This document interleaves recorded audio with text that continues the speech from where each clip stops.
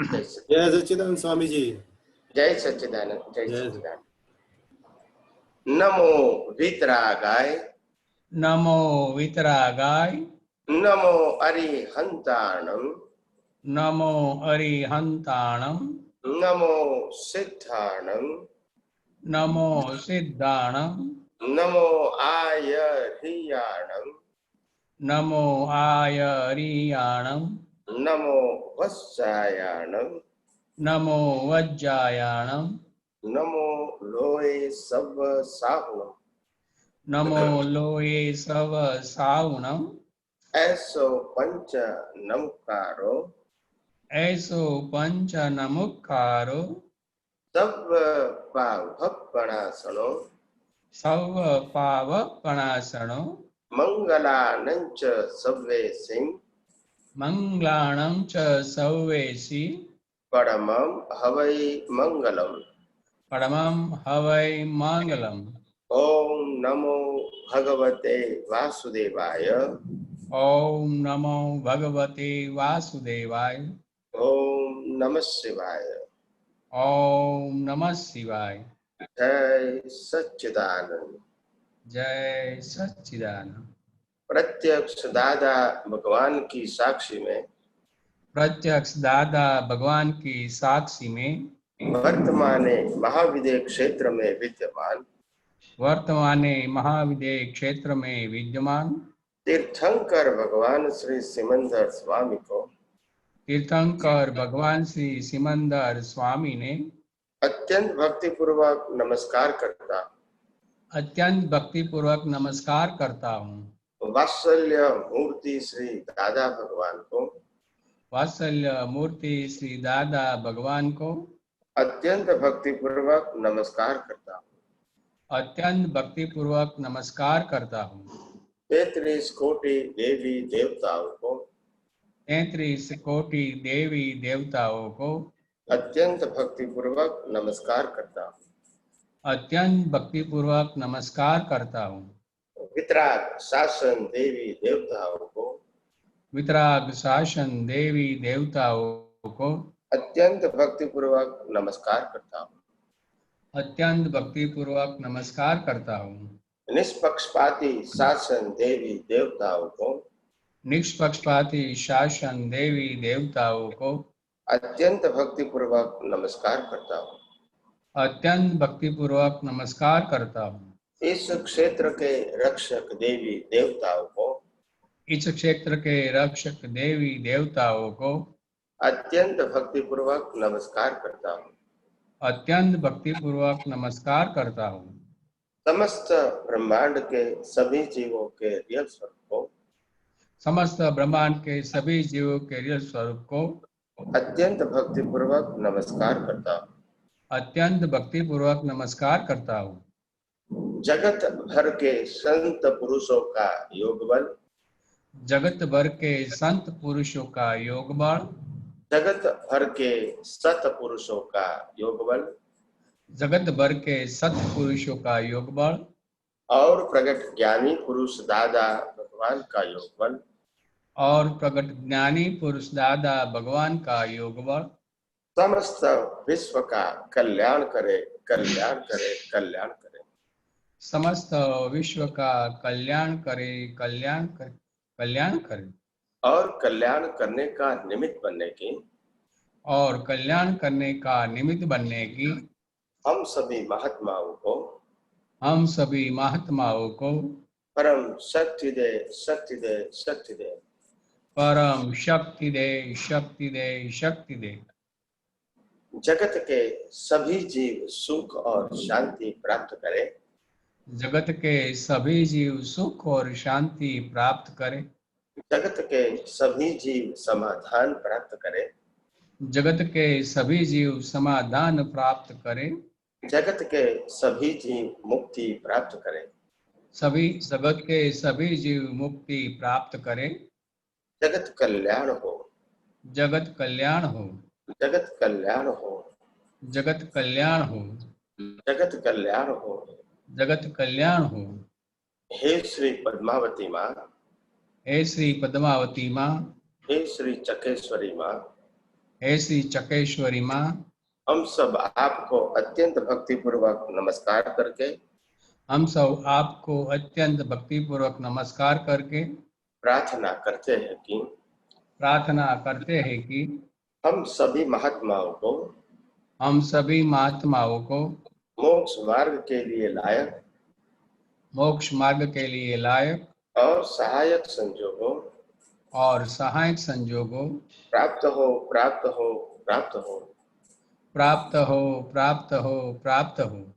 हे श्री अम्बे माँ, हे श्री अम्बे माँ, हे श्री भद्रकाली माँ, हे श्री भद्रकाली माँ, हम सब आपको अत्यंत भक्तिपूर्वक नमस्कार करके हम सब आपको अत्यंत भक्तिपूर्वक नमस्कार करके प्रार्थना करते हैं कि प्रार्थना करते हैं कि प्राप्त मन वचन काया से प्राप्त मन वचन काया से इस ब्रह्मांड के कोई भी जीव को इस ब्रह्मांड के कोई भी जीव को किंचित मात्र भी दुख न हो, किंचित मात्र भी दुख न हो, ऐसी शादवाद वाणी, ऐसी शादवाद वाणी, शादवाद वर्तन शादवाद वर्तन और शादवाद मनन करने की और शादवाद मनन करने की परम शक्ति दो। परम शक्ति दो। जय सच्चिदानंद। जय सच्चिदानंद। सभी महात्माओं को जय सच्चिदानंद, जय सच्चिदानंद, जय सच्चिदानंद।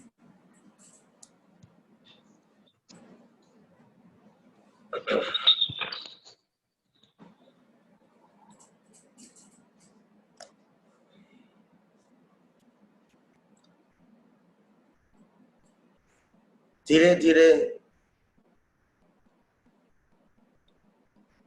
आम जनता के पास, धार्मिक विचारक लोगों के पास ये विज्ञान, ये आध्यात्म विज्ञान लोगों के पास अभी पहुंच रहा है। और मैं देख रहा हूं मीडिया के माध्यम से, मैसेज के माध्यम से, और ये बहुत बड़ी, हमारे लिए बहुत बड़ी आनंद की बात है। क्योंकि सबसे बड़ी बात क्या है, एक तरफ दुनिया के सभी प्रकार के धर्म है और दूसरी तरफ आध्यात्म विज्ञान है। यानी आध्यात्म विज्ञान कोई भी व्यक्ति के साथ कंपटीशन में ही नहीं है, क्योंकि फंडामेंटली डिफरेंट पूरा है। यहाँ न मंदिर की बात है, न मंत्र की बात है, न गुरु की बात है, न भगवान की बात है, न क्रियाकांड की बात है, न संस्था की बात है, न रिचुअल्स की बात है। और दुनिया का कोई धर्म ऐसा नहीं है कि उसके अलावा बात करेगा। ये बात करनी ही पड़ेगी, क्योंकि तभी तो उसका संप्रदाय चलेगा, नहीं तो चलेगा नहीं। भगवान का नाम नहीं देगा, मार्ग नहीं चलेगा। गुरु का नाम नहीं देगा, मार्ग नहीं चलेगा। मंदिर की बात नहीं करेगा, मार्ग नहीं चलेगा। मंत्र की बात नहीं करेगा, मार्ग नहीं चलेगा। संस्था की बात नहीं करेंगे, मार्ग नहीं चलेगा। रिचुअल्स की बात नहीं करेंगे, मार्ग नहीं चलेगा। तो मार्ग चलाना है तो ये बात तो करनी ही पड़ेगी। और इसीलिए धीरे धीरे लोग, ये जो विज्ञान है, जो तटस्थ विज्ञान, तटस्थ का मतलब होता है कुदरती कानून के ऊपर आधारित है, कोई व्यक्ति या संस्था के ऊपर आधारित नहीं है। तो ये विज्ञान धीरे धीरे विचारक लोगों के पास जैसे जैसे सुनने में आता है, समझने में आता है, पढ़ने में आता है, टीवी के माध्यम से देखने में आता है, ऐसे ऐसे लोगों को समझ में आ जाता है कि ये विज्ञान कोई, ये आध्यात्मिक विज्ञान कोई अलग बात है और हम जो धर्म को फॉलो कर रहे हैं वो एक अलग बात है। और इसीलिए मैं जिस प्रकार से देख रहा हूं, आज बहुत बड़े बड़े धर्म के संप्रदाय के धर्मगुरु, प्रवचनकार, व्याख्यानकार, वक्ता या जो कुछ लेक्चरर होते हैं मोटिवेशन वाले भी अभी ये अध्यात्म विज्ञान के प्रभाव में आ गए हैं। उनका प्रेजेंटेशन डिफरेंस है मगर sentence and words are the same. जैसे वो भी कहते हैं कुदरती कानून, कुदरती रचना, यूनिवर्सल ट्रू साइंस, ये शब्द मोटिवेशन वाले भी यूज करने लगे, धर्मगुरु तो करते ही हैं। तो कहने का मतलब ये है कि हम जिस प्रकार से यह अध्यात्म विज्ञान को दुनिया के सामने पेश कर रहे हैं और हमारी जो भावना है लोगों को ये निष्पक्षपाती टाइटल ऑफ ओनरशिप और डूअरशिप के अलावा जो विज्ञान जो कुदरती कानून के ऊपर आधारित है, जिनका कोई मालिक और क्रिएटर नहीं है, ऐसा विज्ञान के फॉर्म में दुनिया के अंदर हजारों साल के बाद पेश हो रहा है। और इसीलिए उनमें कोई फॉर्मेट की बात नहीं है और बिना फॉर्मेट बात करना ये भी अपने आप में एक सिद्धि है।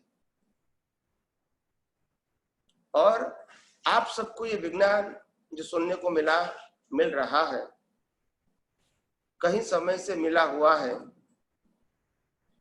और आप खुद भी इसको समझ रहे हैं, उपयोग कर रहे हैं और अनुभव भी कर रहे हैं। ये आप सबका बहुत बड़ा सद्भाग्य है। और मैं समझता हूं कि आप लोगों की जो जिज्ञासा है और आप लोगों का जो इंटरेस्ट है, इस अध्यात्म विज्ञान के साथ आपका जो लगाव है और इस लगाव के आधार से आप जिस प्रकार से प्रश्न कर रहे हैं तो उसका उत्तर भी आपको मिल रहा है।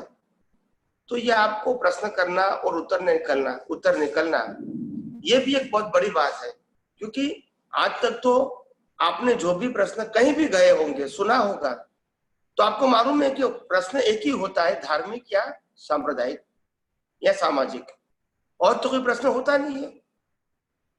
जो धर्म में जो रिचुअल्स होती है उनके रिलेटेड क्वेश्चन होते हैं, जो धर्म में भगवान होते हैं, गुरु होते हैं, इनके रिलेटेड क्वेश्चन होते हैं। तो कहने का मतलब यह है यहां तो ऐसी कोई परंपरा है ही नहीं। दूसरी बात यह है कि जब धर्मगुरु होते हैं तो उनके धर्म को, उनके मार्ग को ही स्थापित करना है और उसको आगे ले जाना है। इसीलिए बार बार उसी की परंपरा की बात करनी ही पड़ती है, ताकि परंपरा मजबूत होती जाए और उसमें लोग जुड़ते रहे। यहाँ तो कोई परंपरा है ही नहीं, यहाँ कोई किसी को जोड़ने की बात नहीं है और नहीं किसी को तोड़ने की बात है। यहाँ तो सबको यही विज्ञान जो कुदरती कानून के ऊपर आधारित है, यही विज्ञान को समझना है, उपयोग करना है, अनुभव करना है। इसमें न कोई व्यक्ति आता है, न गुरु आता है, न कोई भगवान आता है, न कोई क्रियाकांड आती है, न कोई संस्था आती है, न मंदिर आता है, न मंत्र आता है। तो ये दुनिया का बहुत बड़ा आश्चर्य है। और आप भी जब एक साइंटिस्ट बनके, एक स्पिरिचुअल साइंटिस्ट बनके किसी के साथ बात करते हो तो बिल्कुल विद कॉन्फिडेंस बात करो, डर के बात करने की जरूरत नहीं है। दुनिया चाहे उसको स्वीकारे या न स्वीकारे, वो इम्पोर्टेंट बात नहीं है हमारे लिए। हमारे लिए बात इम्पोर्टेंट ये है हम कितना कॉन्फिडेंस के साथ ये विज्ञान को सबके सामने पेश करते हैं, वही इम्पोर्टेंट बात है। क्योंकि आपका जो प्रेजेंटेशन है वो कभी निष्फल नहीं होगा। आज चाहे वो स्वीकारे या न भी स्वीकारे, एक दिन तो इनको स्वीकारना ही पड़ेगा, क्योंकि ये यूनिवर्सल ट्रू साइंस है, किसी व्यक्ति का नहीं है। और विरोध तब होता है जब कोई व्यक्ति की बात करते हैं, विरोध तब होता है जब कोई धर्म की बात करते हैं, विरोध तब होता है जब कोई मंदिर की बात करता है, विरोध तब होता है जब कोई क्रियाकांड की बात करता है। यहाँ तो विरोध करने की बात ही नहीं है, क्योंकि यहाँ विरोध करने का कोई सब्जेक्ट नहीं है। और इसीलिए ये जो अध्यात्म विज्ञान के रूप में जो पेश हो रहा है और आप सब सुन रहे हैं, उपयोग करते हैं, अनुभव भी करते हैं, तो मैं समझता हूं आप सबको लिए भी ये विज्ञान बहुत कल्याणकारी और मंगलमय रहे और आप सबका जीवन आध्यात्मिक विज्ञान के अनुभव से भरा हुआ रहे और आपके जीवन के अंदर भी एक प्रकार की जिज्ञासा जागृत होवे कि हम भी जिस प्रकार से आदि व्याधि उपाधि के अंदर भी हम जिस प्रकार से समाधि का अनुभव कर रहे हैं, ऐसे ही समाधि का अनुभव हमारे इर्द गिर्द हमारे पड़ोसी, फ्रेंड्स, रिलेटिव्स, नेबर या जो लोग जिज्ञासु या थिंकर हैं, वो भी यही विज्ञान को समझ के अनुभूति करें, मुक्तता की अनुभूति करें, आदि व्याधि उपाधि में भी समाधि प्राप्त करें, टेंशन मुक्त दशा वो प्राप्त करें। बस यही भावना के साथ आप भी आगे बढ़िए और आप सबकी मंगल कामना करते हुए मैं सबको प्रणाम करके आप जैसे भी करके आप आगे बढ़ना चाहते हैं, आपके मन में जो कुछ प्रश्न है, उलझन है, वो हमारे सामने रखिए और यही प्रश्नों का समाधान प्राप्त करके आप और भी आगे बढ़िए। यही मेरी शुभकामना और मंगल कामना है। जय सच्चिदानंद, जय सच्चिदानंद।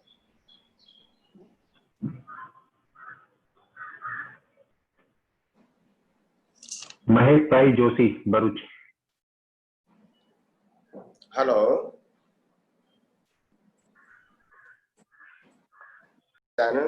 जी सच्चिदानंद, आपने कोटि कोटि नमस्कार। स्वामी जी,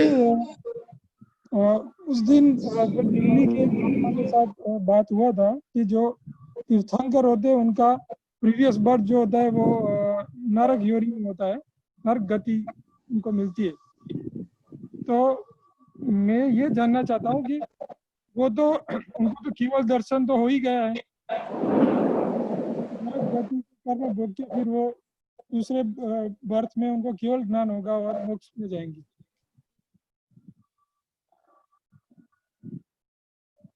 हेलो, हाँ, मैं ये जानना चाहता हूँ कि अगर आप कहते हैं कि जब तक एग्जाम है तब तक हम लोग करेक्शन कर सकते हैं, तो ऐसे कैसे कर्म उन्होंने बांध लिए कि वो उस जन्म में करेक्शन नहीं कर सके, केवल दर्शन था उनको, फिर भी तो उनको नरक गति भोगनी पड़ेगी।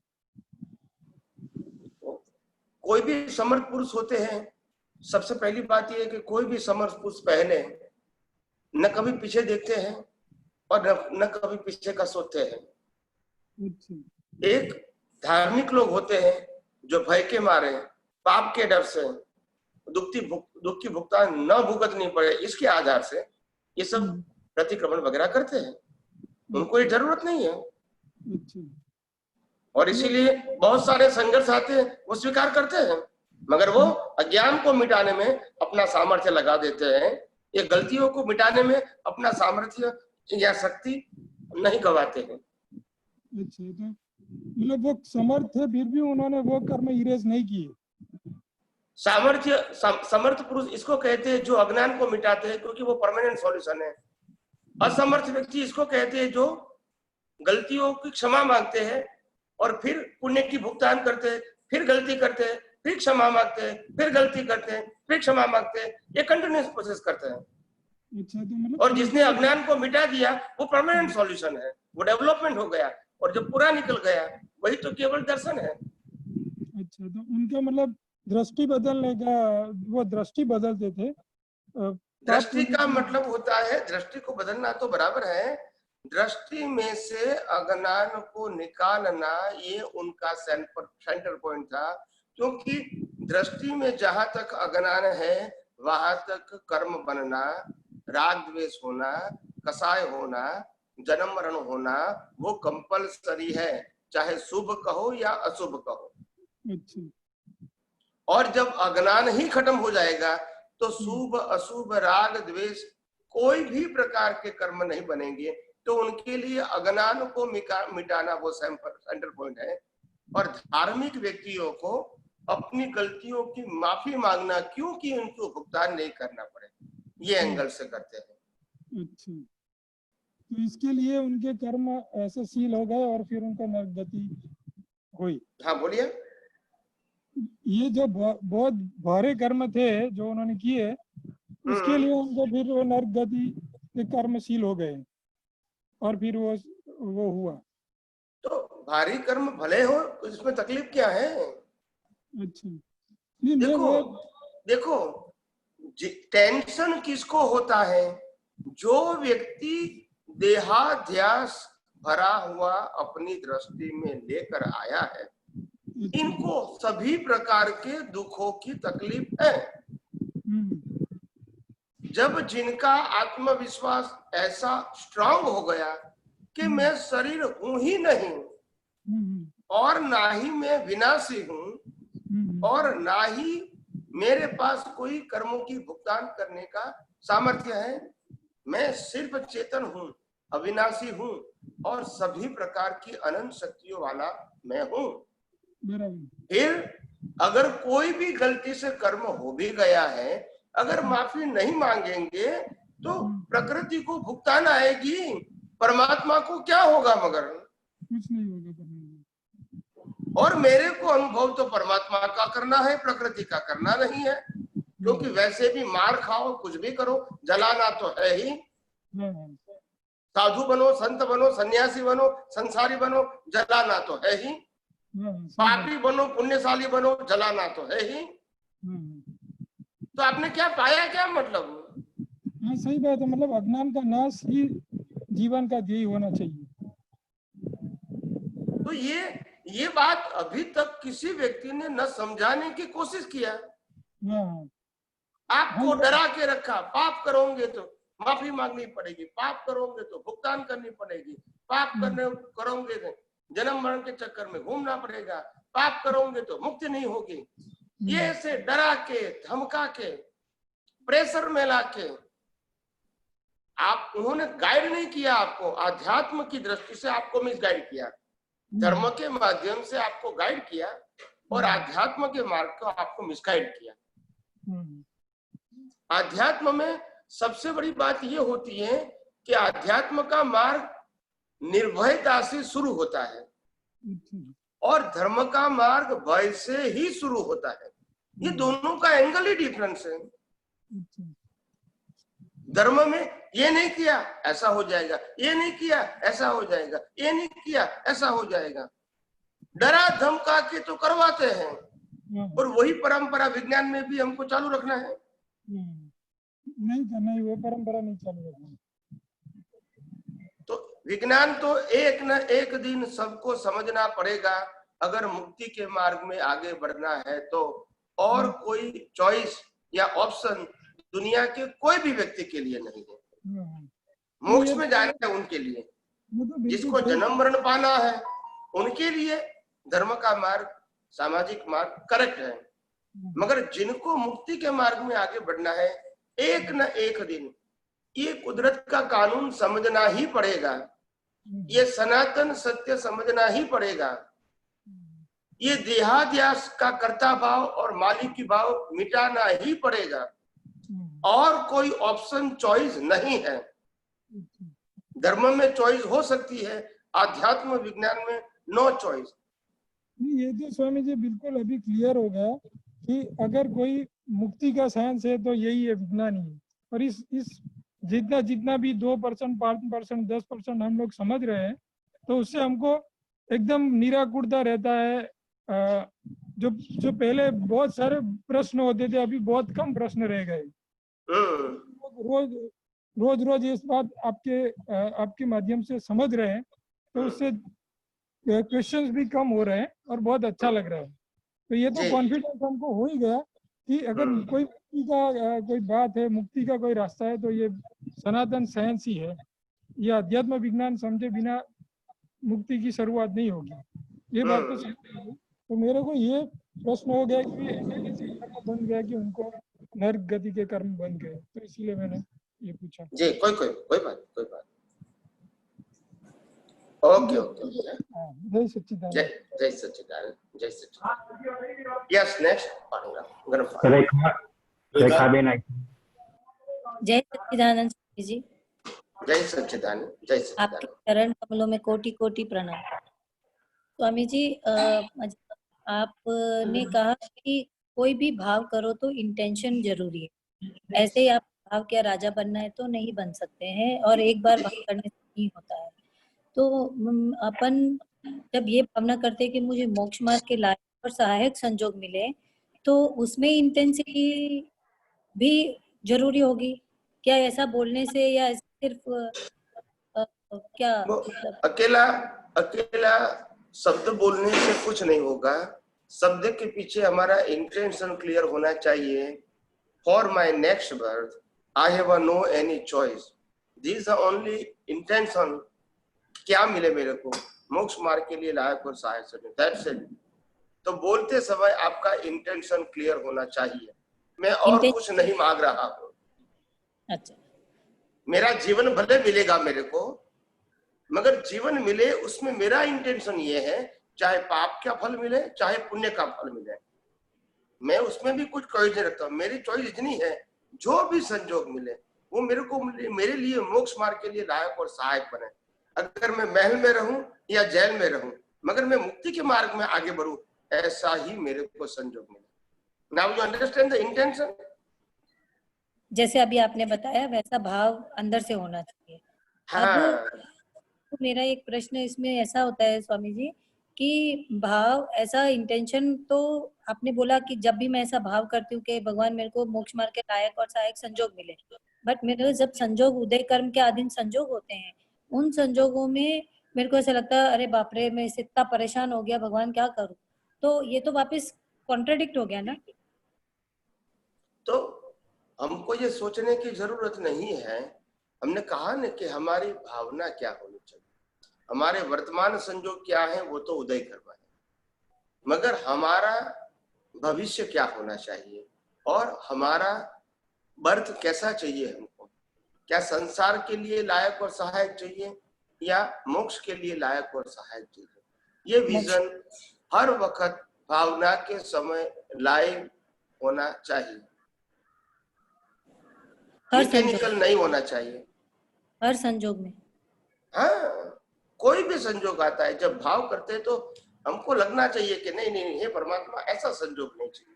क्योंकि भले प्रकृति के लिए अच्छा भी है या प्रकृति के लिए बुरा भी है, कोई बात नहीं, मगर ये मोक्ष मार्ग के लिए लायक तो सहायक तो है नहीं, तो इसीलिए मेरे को नहीं चाहिए। ये संजोग खराब है अच्छा है, मैं वो चॉइस पे नहीं जाना चाहता हूँ।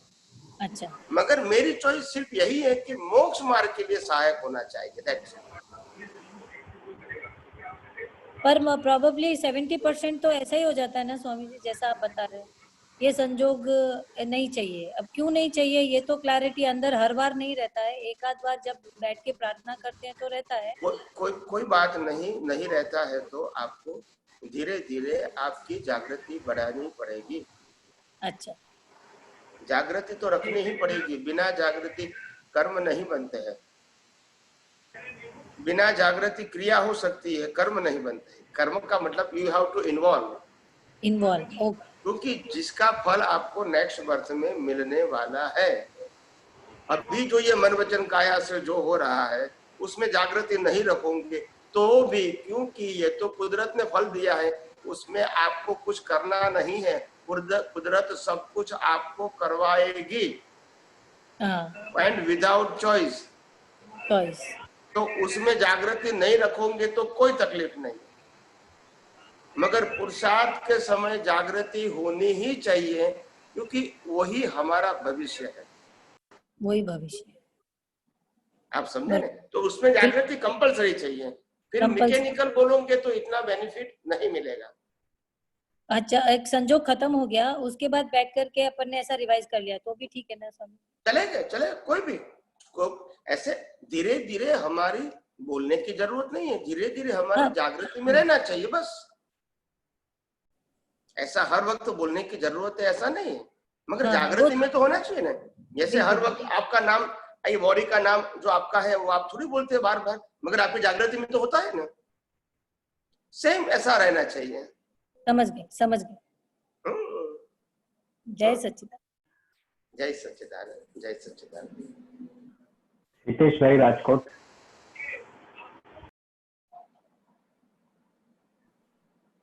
हितेश भाई कहाँ है हितेश भाई? राज छेले बचे तो आप जो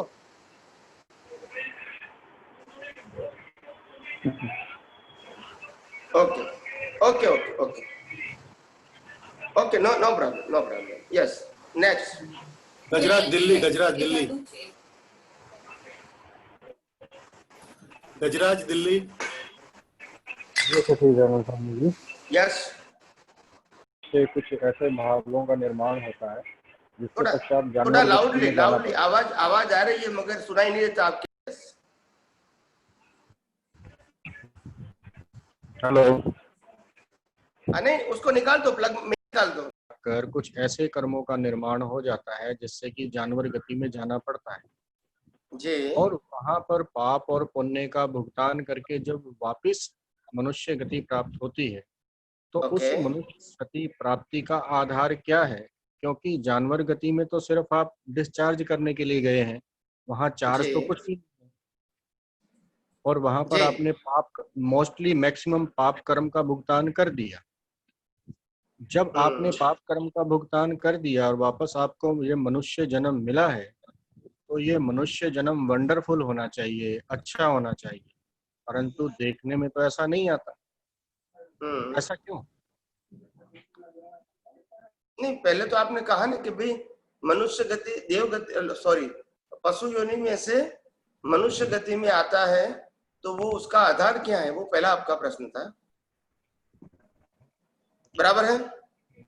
वो आधार इसीलिए पूछा मैंने क्योंकि हम वहां पापों का भुगतान करने के लिए गए, कुछ भी हमने गलतियां की उनका भुगतान हमने पूरा किया तो वापिस आ गए। परिणाम स्वरूप हमारा ये जन्म बहुत अच्छा होना चाहिए, परंतु ऐसा देखने में आता नहीं है। वो हम क्यों? अगर आपने ये कहा कि पशु योनि में या नर गति में वापिस वहां से भुगतान करके वापिस आते हैं तो अच्छा आना चाहिए, मतलब मैं समझा नहीं। अच्छा मतलब क्या? हमारा जीवन हमारे कर्मों के मुताबिक तो है, या हम अच्छा कहोगे तो इसको अच्छा आएगा, ऐसा बताओगे आप? नहीं, अच्छा मतलब क्या होगा तो कर्मों के मुताबिक, लेकिन हाँ, तो बात तो वही होगी ना। तो फिर हमारा जो कर्म होगा, एक मिनट, हमारा जो कर्म होगा उसी के मुताबिक हमारा जन्म होगा। तो अभी मैं आपको सिंपल बता दूं पहले, ताकि आपको अपने आप समाधान मिल जाए दोनों प्रश्नों का। है? तो प्रश्न के अंदर आपकी बात जो है कि हम मनुष्य भव में से अगर पशु योनि में गए या नरगति में गए या देवलोक में गए, फिर वहां से मनुष्य में वापिस कैसे आए, उसका आधार क्या है? और दूसरी बात, उसका आधार क्या है? और दूसरी बात, हमारा फिर वापिस आने के बाद हमारा मनुष्य भाव अच्छा होना चाहिए। ये आपका दो क्वेश्चन है, उनमें दोनों का समाधान दे रहा हूँ। And it's a very simple method से कि सबसे पहली बात, एक आप सिंपल बात आपके विजन में सेट कर दो कि मनुष्य भाव में आने के बाद कोई भी मनुष्य, एनी ह्यूमन, वो मिनिमम 1 बर्थ का कर्म चार्ज करता है इन 1 बर्थ, और मैक्सिमम 8 बर्थ का कर्म चार्ज करता है in 1 birth. That is the law of nature. जी। ये पहला प्रिंसिपल।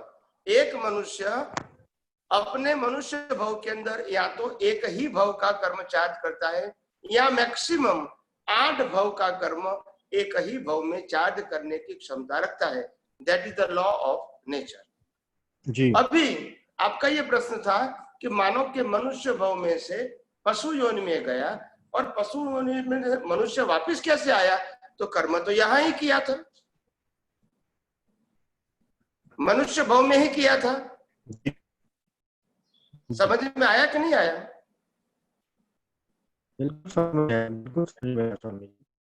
आवाज नहीं आ रही है, आवाज क्लियर नहीं आ रही है। बर्थ मैक्सिमम 8 बर्थ का कर्म चार्ज करता है। अगर मैंने एक ही बर्थ का कर्म चार्ज किया है तो मेरा नेक्स्ट बर्थ मनुष्य का ही होगा कंपलसरी। अगर मैंने 4 बर्थ का कर्म चार्ज किया है तो चौथा भव मेरा मनुष्य का ही होगा। अगर मैंने 7 भव का कर्म चार्ज किया है तो 7वां भव मेरा मनुष्य का ही होगा। इसके अलावा 6 भव कोई भी मनुष्य गति के अलावा पशु योनि, नरगति, देवगति में हो सकता है, मगर वहां चार्ट की जरूरत नहीं है, चार्ट तो यहाँ किया है।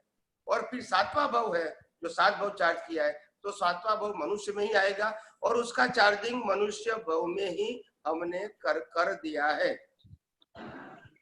और इसीलिए अच्छा बुरा ये प्रश्न नहीं रहेगा और कैसे वापस आएगा ये भी प्रश्न रहेगा। तो दोनों प्रश्न का उत्तर इसमें आ गया। ओके, मेरी आवाज आती है क्या आपको? आवाज आती है स्वामी जी? या आ रही है। तो मैं एक विनती करना चाहता था, जैसे ये ऑनलाइन सेमिनार का प्रोग्राम भी शुरू किया हुआ है आपने, पर हाँ, वो क्या है, गुजराती हिंदी भाषा के लिए भी कुछ आप स्टार्ट कीजिए ताकि हम लोगों को। यूएसए कौन से? हेलो, मुकेश भाई and Nita Desai, USA. Unmute कर दो Okay. मुकेश भाई। हाँ, हाँ जी, જય સચ્ચિદાનંદ। जय सच्चिदानंद, जय सच्चिदानंद। હવે આ ગુરુ પૂર્ણિમાનો સંજોગ આવે છે, Yeah. બહુ નજીક આવી રહ્યો છે, તો બે પ્રશ્ન છે। એક તો आप कैसे उसका अंदर से क्या आप कैसे उपयोग करते हैं वो ये संजोग का, और हम कैसे करें कि हमारी मोक्ष तरफ प्रयाण और तेजी से हो, प्रगति हो गई। प्रगति। कोई बात नहीं। ये हमने गुरु पूर्णिमा का स्पेशल सेशन संडे को रखा है। Sunday morning Indian time 9:30 to 10:30 1 घंटा रहेगा, और शाम को इंडियन टाइम 6 to 8 रहेगा। वो मैसेज आपको कल मिल जाएगा, या तो आज रात को भी मिल जाएगा जी। तो ये दोनों सेशन संडे का फंडामेंटली मॉर्निंग का 1 आवर से वो टोटली गुरु पूर्णिमा के ऊपर ही रहेगा, और शाम का जो सत्संग है उसमें आधा पौना घंटा भी गुरु पूर्णिमा के ऊपर ही रहेगा। ये दोनों सेशन संडे के दिन। और उसमें मैं बहुत सारी बातें समझाऊंगा कि एक्चुअली गुरु पूर्णिमा का मतलब क्या है इन अ स्पिरिचुअल साइड। धर्म में क्या है वो तो आप जानते हैं, तो उसमें मेरे को डिस्कशन करना नहीं है। मेरा काम क्या है कि आध्यात्म विज्ञान में, मुक्ति के मार्ग में गुरु पूर्णिमा किसको कहते हैं। और ऐसे वैसे मैंने आज से करीब 6 या 7 साल पहले गुरु पूर्णिमा के ऊपर मैंने 1 घंटे का बिल्कुल प्रवचन किया था, सिंपली नो क्वेश्चन आंसर। और उसमें मैंने गुरु पूर्णिमा का मीनिंग क्या है वो डीपली बताया है, और वो पेपर पे भी लिखा हुआ है। तो मेरे ख्याल से आप जयेश भाई को या सुरेश भाई को फोन करोगे तो वो आपको मैसेज भिजवा देंगे। वो प्रिंट तैयार ही है, वो पीडीएफ ही है, वो आपको भेज देंगे। और बहुत मैंने विस्तृत से कहा है, मैं आपको सिर्फ ब्रीफ में 2 मिनट में आपको एक्सप्लेन कर देता हूँ। हमने गुरु पूर्णिमा के बारे में आध्यात्म के मार्ग में ये कहा है, गुरु कौन है? जो हमको प्रकाश देता है वो हमारा गुरु है, यानी आत्मा मेरा गुरु है और प्रकृति मेरी शिष्य है। और शिष्य को जिसकी सहाय लेना है, चाहे परमात्मा की ले या बाहर के कोई व्यक्ति की ले, ये उनका डिपेंड है। मगर गुरु तो मेरा एक ही है जो प्रकाशक है, उनके बिना मेरा अस्तित्व ही नहीं है जी। तो ये मेरा रियल गुरु है। रिलेटिव गुरु व्यवहार में कोई भी हो सकता है, मैं उसको मना नहीं करता हूं, मगर रियल गुरु तो मेरा आत्मा है। और आखिर एक दिन मेरे को अगर शिष्य भाव कब खत्म हो जाएगा, जब मेरे को जो गुरु की शक्ति है वो मेरी पहचान में आएगी, अनुभव में आ जाएगी, बस वही मेरी गुरु पूनम है जी। तो मैं वही रूप हो गया जी। और इसमें कोई मीडिया की जरूरत नहीं होगी जी। मगर जहां तक मैं शिष्य हूं, ये शरीर की बात करता हूं, जहां तक प्रकृति शिष्य के रूप में है, वहां तक वो परमात्मा की शक्ति का भी उपयोग करे, या कोई पुस्तक का भी उपयोग करे, या कोई अनुभवी ज्ञानी का उपयोग करे, कोई शास्त्र ज्ञानी का भी सहाय ले, किसी का भी सहाय लेना है वो ले सकते हैं, वो प्रकृति की बात है जी। आप समझे ना? और प्रकृति की बात है वो डिपेंड ऑन सर्कमस्टांसेस है। क्या है? हाँ जी, वो उनके पास स्वतंत्रता नहीं है। मगर मैंने गुरु शिष्य की भाषा ये कही थी कि प्रकृति शिष्य है और परमात्मा गुरु है, और प्रतिष्ठित आत्मा जो पुरुषार्थ करने वाला है उनको डिसाइड करना है कि आई फॉलो द प्रकृति और आई फॉलो द परमात्मा जी। प्रकृति को क्या फॉलो करना है वो कुदरती रचना है, मगर प्रतिष्ठित आत्मा को प्रकृति के साथ जुड़ना है या परमात्मा के साथ जुड़ना है, दे डिसाइडेड जी। एक कुदरती रचना के आधार पर प्रकृति है और एक संपूर्ण समर्थ और स्वतंत्र है।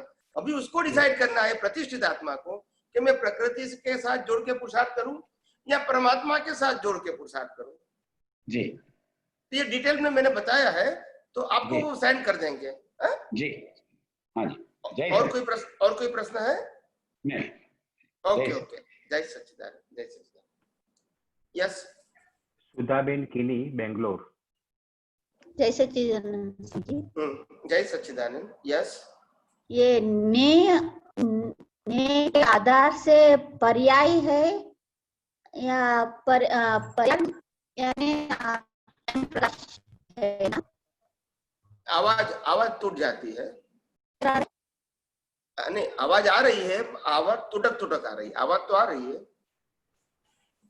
अभी क्लियर आ रहा है? हाँ, अभी क्लियर आ रही है। Please please. ने के आधार से पर्याय है या पर्याय अभी जो प्रतिष्ठित आत्मा जो देखता है वो ने के आधार से देखता है या पर्याय ने के आधार से है? पर्याय का मतलब क्या है? आत्मा का जो प्रकाश है वो प्रकाश अवस्था के रूप में जो आइडेंटिफाई करता है, इसको पर्याय बोलते हैं। हाँ। जैसे मैं एग्जांपल दूं तो आपको और ज्यादा मालूम होगा। अगर ये पेन है तो आत्मा तो अनंत ज्ञान वाला है, मगर मैं अभी ये पेन है उसमें मैं अपनी शक्ति को डालता हूँ, उपयोग को डालता हूँ, तो ये पर्याय हो गया। You understand my point? Okay. पूरी दुनिया को प्रकाशित करना ये मेरा सामर्थ्य है, मगर जब मैंने अपना कंसंट्रेशन पेन जानने पर कर दिया तो ये पर्याय हो गया है। हाँ, ठीक है। तो ने के यानी दृष्टि के आधार पे वो पर्याय है। हाँ, जैसी दृष्टि वैसा ही पर्याय रहेगा ना। क्या ने आत्मा का जो प्रकाश है वो दृष्टि के माध्यम से पर्याय के रूप में काम करता है। तो पर्याय जब दृष्टि में अशुद्धि होगी, अशुद्धि का मतलब होता है मिथ्या ज्ञान, मिथ्या दर्शन होगा, तो आपकी पर्याय अशुद्ध ही होगी। हाँ। और अशुद्ध होगी तो वो रिलेटिव सत्य को ही आइडेंटिफाई करेंगी। हाँ। और जब शुद्ध पर्याय होगी तो सनातन सत्य को आइडेंटिफाई करेंगी, रिलेटिव सत्य को बाईपास करेंगे। हाँ हाँ हाँ। You understand the difference? या बोथ पर्याय, शुद्ध पर्याय एंड अशुद्ध पर्याय। हाँ, यानी दृष्टि में मिस्टेक है तो पर्याय में वैसा मिस्टेक होता है। ऑफ कोर्स, इसीलिए तो कहते हैं जैसी दृष्टि वैसी सृष्टि। हाँ, यानी वो प्रदेश जो देखता है वो प्रदेश में कोई प्रॉब्लम ये नहीं है। प्रदेश में सारा एक्चुअली वो ज्ञान प्रकाश में सब कुछ जुड़ता है, लेकिन पर्याय में प्रॉब्लम है। हाँ, पर्याय में प्रॉब्लम इसीलिए कहा क्योंकि दृष्टि में प्रॉब्लम है। हाँ, मेन प्रॉब्लम दृष्टि में है। हाँ हाँ हाँ। आप समझे मैं क्या कहता हूँ? आप समझे मैं क्या कहता हूँ? हाँ हाँ, समझ में आ गया। वो पर्याय अपने दृष्टि के आधार पे है और ने के आधार पे है। ये आंख से हमने डायमंड देखा, आंखों से हमने डायमंड देखा, वो आंख की गलती नहीं है। हाँ। मगर हमारे दृष्टि में ये था कि ये डायमंड जो पड़ा है किसी का होगा नहीं मालूम, मगर मैंने देखा तो मैं ले लूं। तो ये पर्याय अशुद्ध हो गई। हाँ। और फिर मैंने डायमंड उठाया और जैसे ही उठाया तो उनका मालिक छिपा हुआ बैठा था, तो मेरे को बहुत मार खानी पड़ी। क्योंकि गलती किसकी? आंखों की नहीं है। दृष्टि की गलती है। किसकी है? मानने वाले का है, दृष्टि की। आंख ने तो बताया कि डायमंड है, मगर ये डायमंड मैं ले लूं, बस ये गलती किसकी हो गई? आंखों की नहीं है, वो दृष्टि की है। और फिर बाद में मार खाना पड़ा। हाँ। तो अभी आप समझ में आता है अशुद्धि कहाँ? हाँ, समझ में आ गया। अभी और एक प्रश्न है, आत्मा का ज्ञान प्रकाश है, वही हम उसी में प्रतिष्ठित आत्मा देख और जान सकता है। हाँ, उनके ज्ञान प्रकाश में ही प्रतिष्ठित आत्मा अवस्थाओं को जानता और देखता है। हाँ, तो वो प्रकाश तो जब तक ये जड़ के या प्रतिष्ठित आत्मा का अस्तित्व है तब तक ये प्रकाश काम करेगा। बाद में वो मोक्ष में जाएगा तो क्या उसका वो स्वभाव कोई रहेगा। मोक्ष में जाएगा उससे पहले प्रतिष्ठित आत्मा का अस्तित्व ही खत्म हो जाएगा। तो उसका जरूरत भी नहीं होगा। बिल्कुल नहीं, वो तो अपने स्वभाव में रहेगा। अभी तो उपयोग करना है, दैट इज क्वेश्चन। बाद में तो उपयोग करना है ही नहीं। आत्मा अपने स्वभाव में, प्रकृति अपने स्वभाव में, फिर पुरुषार्थ है ही नहीं। जहां तक हमारे पास अज्ञानता है वहां तक आत्मा का प्रकाश का उपयोग प्रतिष्ठित आत्मा को करना पड़ता है पुरुषार्थ के रूप में। उस समय प्रतिष्ठित आत्मा के पास कौन सा ज्ञान दर्शन है उसी के मुताबिक वो उपयोग करेगा। प्रकाश न्यूट्रल है मगर उपयोग जो है वो अपने ज्ञान दर्शन के आधार से करेगा। क्योंकि प्रतिष्ठित आत्मा में अभी अज्ञान है, अज्ञान निकल गया नहीं है। और आत्मा जब मोक्ष में जाता है तो वो प्रकाश रूप में रहता है, ऐसे 1/3 पार्ट रहता है, सब बोला है। तो कैसे ज्ञान प्रकाश रूप रहता है, ज्ञान प्रकाश रूप में। लेकिन उसका आत्मा सही हो सकता है, लेकिन वो बॉडी का नहीं। जो बॉडी बिल्कुल नहीं, बॉडी तो होता ही नहीं, बॉडी ही तो विनाशी है। नहीं, वो लास्ट बर्थ में जो बॉडी होता है उसका 1/3 पार्ट ऐसा जाता है या 2/3 पार्ट, समझ नहीं आया। वो ऐसे बोलते हैं कोई बात नहीं। उन्होंने शास्त्रों में ये लिखा गया है कि कोई भी आत्मा जब मोक्ष में जाती है तो बॉडी का 1/3 भाग का उनका जो प्रपोर्शन है वो फॉर्म में वो मोक्ष में जाते हैं। मगर ऐसा नहीं है, जब निकलता है तो ज्ञान प्रकाश में वो 1/3 भाग होके बाहर निकलता है। और जब लोक की टोच तक वो रहता है, फिर लोक के बाहर निकल के जब सिद्ध क्षेत्र में चला जाता है वहां निराकार होता है, आकार नहीं होता। अगर आत्मा को ऐसा आकार बना दिया तो फिर निराकार नहीं बोल सकते। वही सही, अभी बैठ गया। वो तो एक क्वेश्चन था ही। कोई बात नहीं। ये मैंने कहा ना, अगर आपने विज्ञान समझा है बराबर या तो नोट किया है, जो मैंने पहले किया है बताया उत्तर, ये सब नोट किया है, इसको आप स्टडी करोगे तो मेरे हिसाब से 99% जो प्रश्न है उनमें से आपको समाधान मिल ही जाएगा।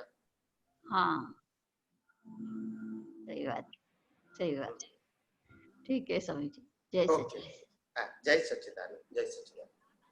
मालती जी बेंगलोर से। जय सच्चिदानंद स्वामी जी। जय सच्चिदानंद। यस स्वामी जी, एक प्रश्न है स्वामी जी।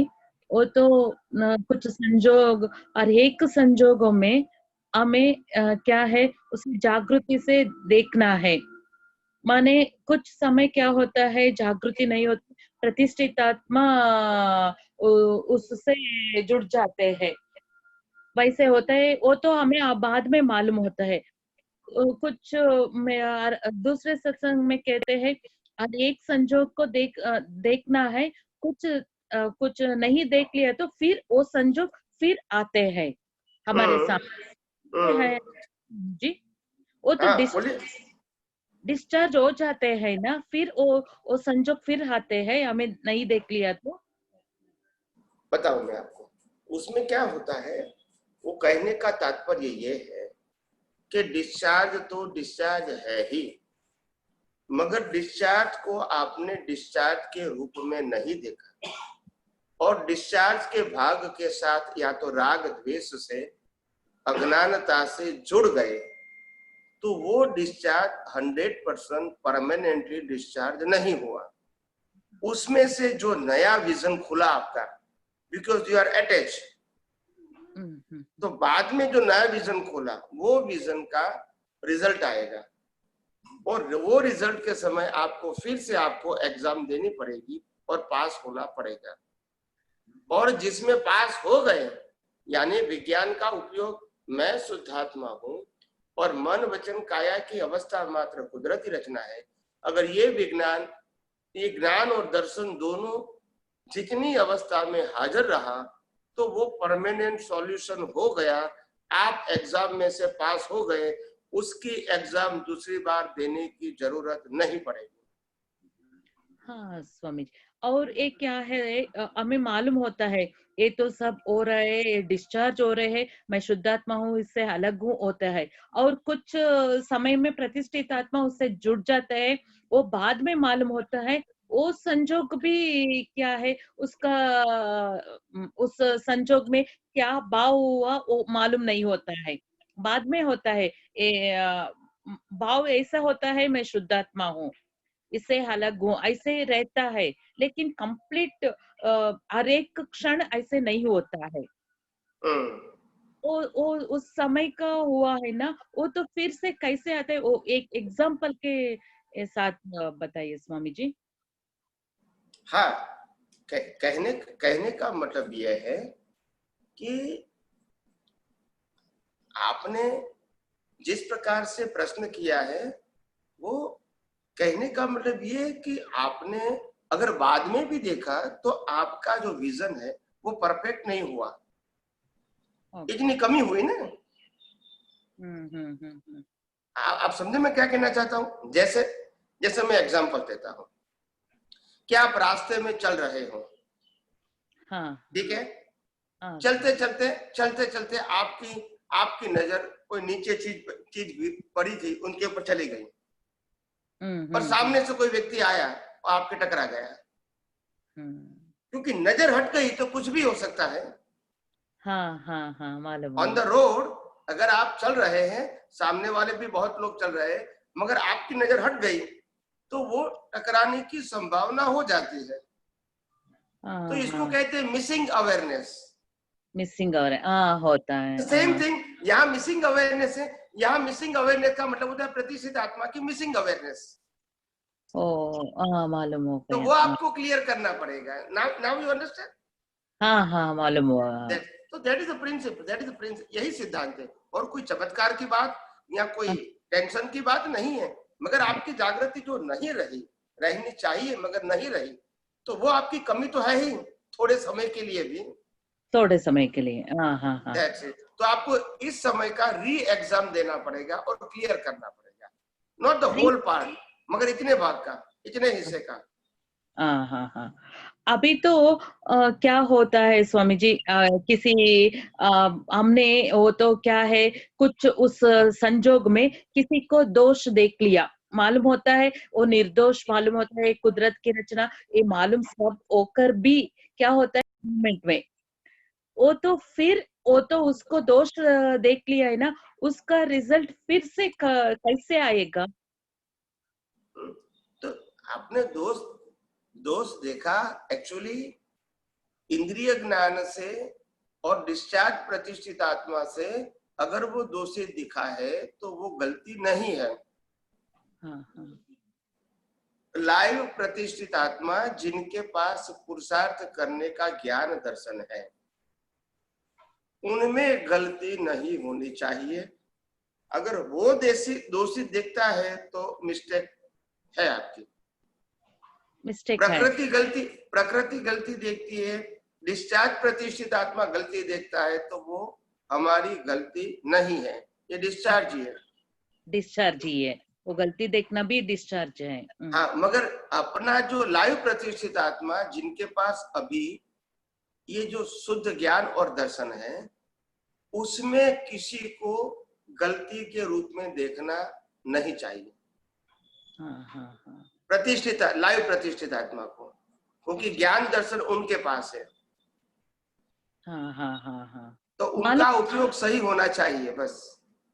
उस समय मालूम होता है ये तो ठीक नहीं है, इसको दोष नहीं करना है, वो तो अंदर अवेयरनेस होता है, फिर भी बाहर क्या होता है, ये दोषी दिखता है, उसको कुछ कहना है, वैसे हो जाता है। कोई बात नहीं, बाहर दोषी दिखता है, वो गलती पुरुषार्थ के रूप में नहीं है, वो परिणाम के रूप में ही है। जैसे राम ने रावण को दोषित देखा और युद्ध किया, वो राम का डिस्चार्ज था, दोषित देखना युद्ध करना, ये सब परिणाम वाला भाग था। पुरुषार्थ में तो अंदर का जो उनका पुरुषार्थ था वो तो मन वचन काया, और मन वचन काया की सभी अवस्थाओं से वो हर समय मुक्त ही रहते थे। और इसीलिए मन वचन काया की कोई भी अवस्था के लिए वो रिस्पॉन्सिबल नहीं थे, और तभी तो उसी अवतार में मोक्ष में गए।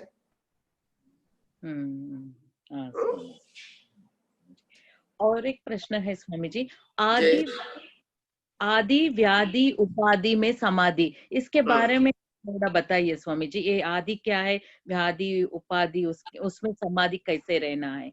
बहुत सिंपल है। आदि का मतलब होता है केवल मानसिक दुख,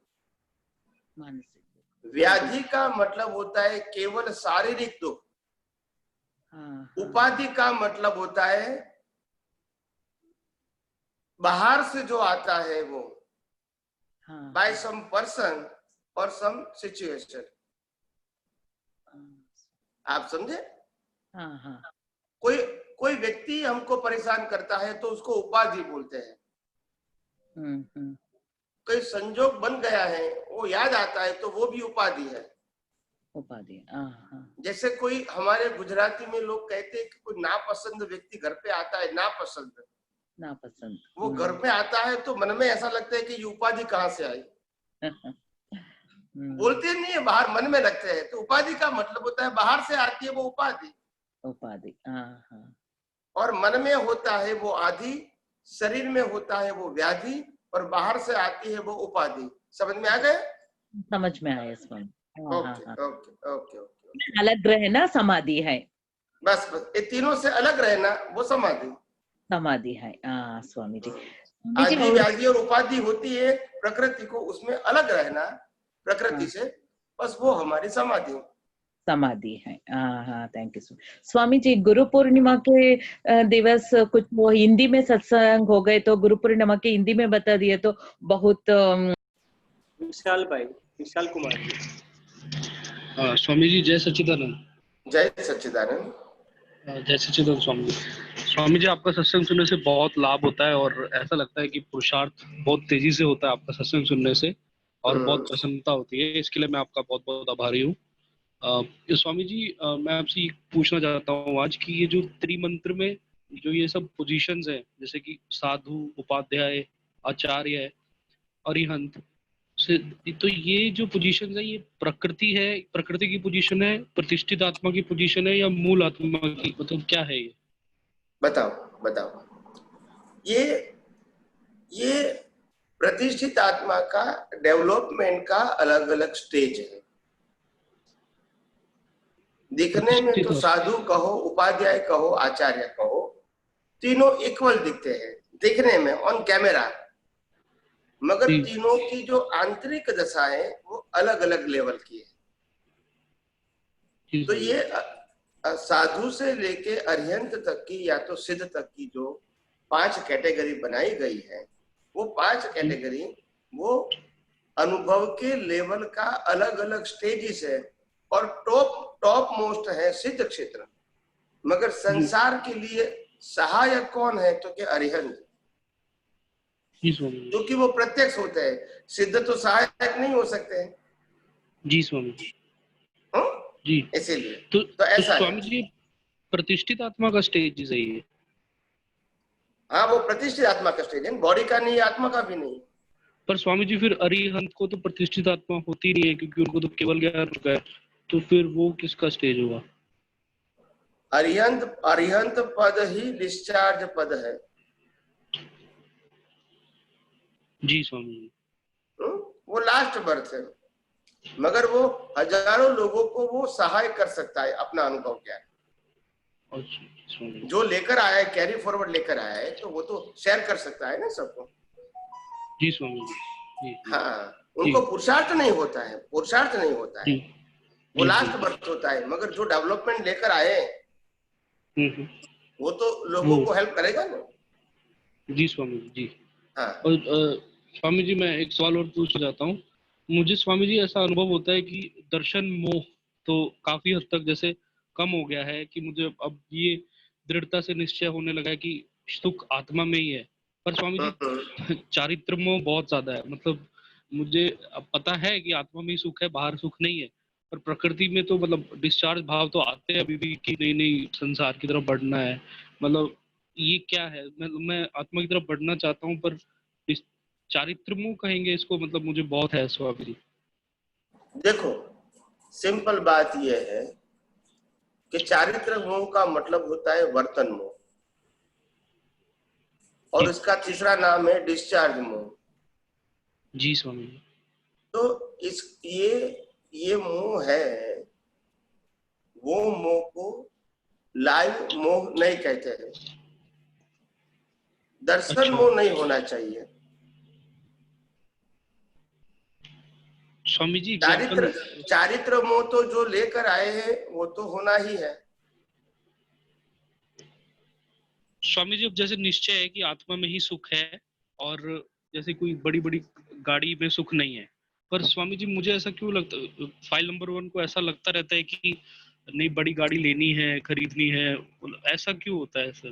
मतलब मुझे तो निश्चय से पता है कि सुख तो आत्मा में ही है, पर ये मोह भी रहता है। ये क्या मेरी कचास है पुरुषार्थ की, या फिर ये डिस्चार्ज मोह है? ये क्या है? चारित्र मोह है या मेरी कचास है? ये मेरा प्रमाद है? क्या है ये रामकृष्ण महावीर को सबको ज्ञान था तो फिर शादी क्यों किया था?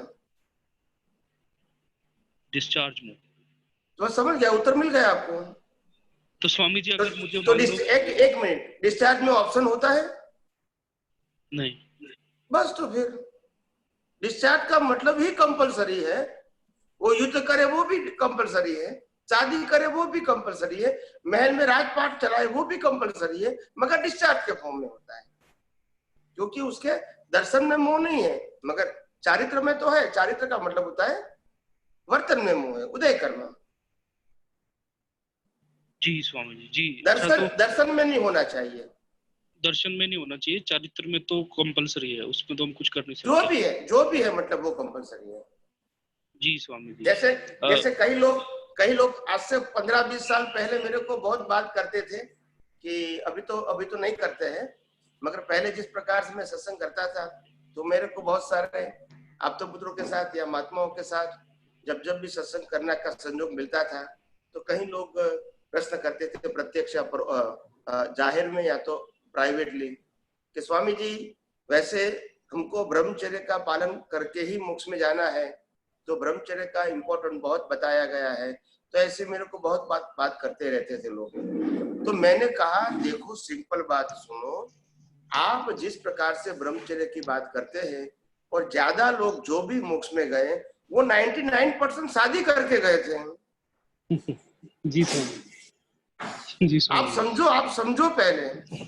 तो मेरा कहने का मतलब यह है कि ब्रह्मचर्य या अब्रह्मचर्य वो प्राकृतिक बात है और उसमें सुख नहीं है। ये विज्ञान को जानना, समझना और सेपरेट करना इंपॉर्टेंट बात है हमारे लिए। बाकी बात हो गई कि आत्मा में सुख वो स्वभाव है, वो प्राप्त करने की बात नहीं है, और वो पाप पुण्य से नहीं मिलता है, वो अपना स्वभाव है। मगर क्योंकि कर्मों के वश, अज्ञानता के वश हमने पिछले अवतार में जो कुछ भी कर्म चार्ज कर दिए उसके भुगतान के लिए यह संयोग आता है, तो वो बाधक नहीं है। जी स्वामी। आप समझे? आप जैन है ना? जी स्वामी।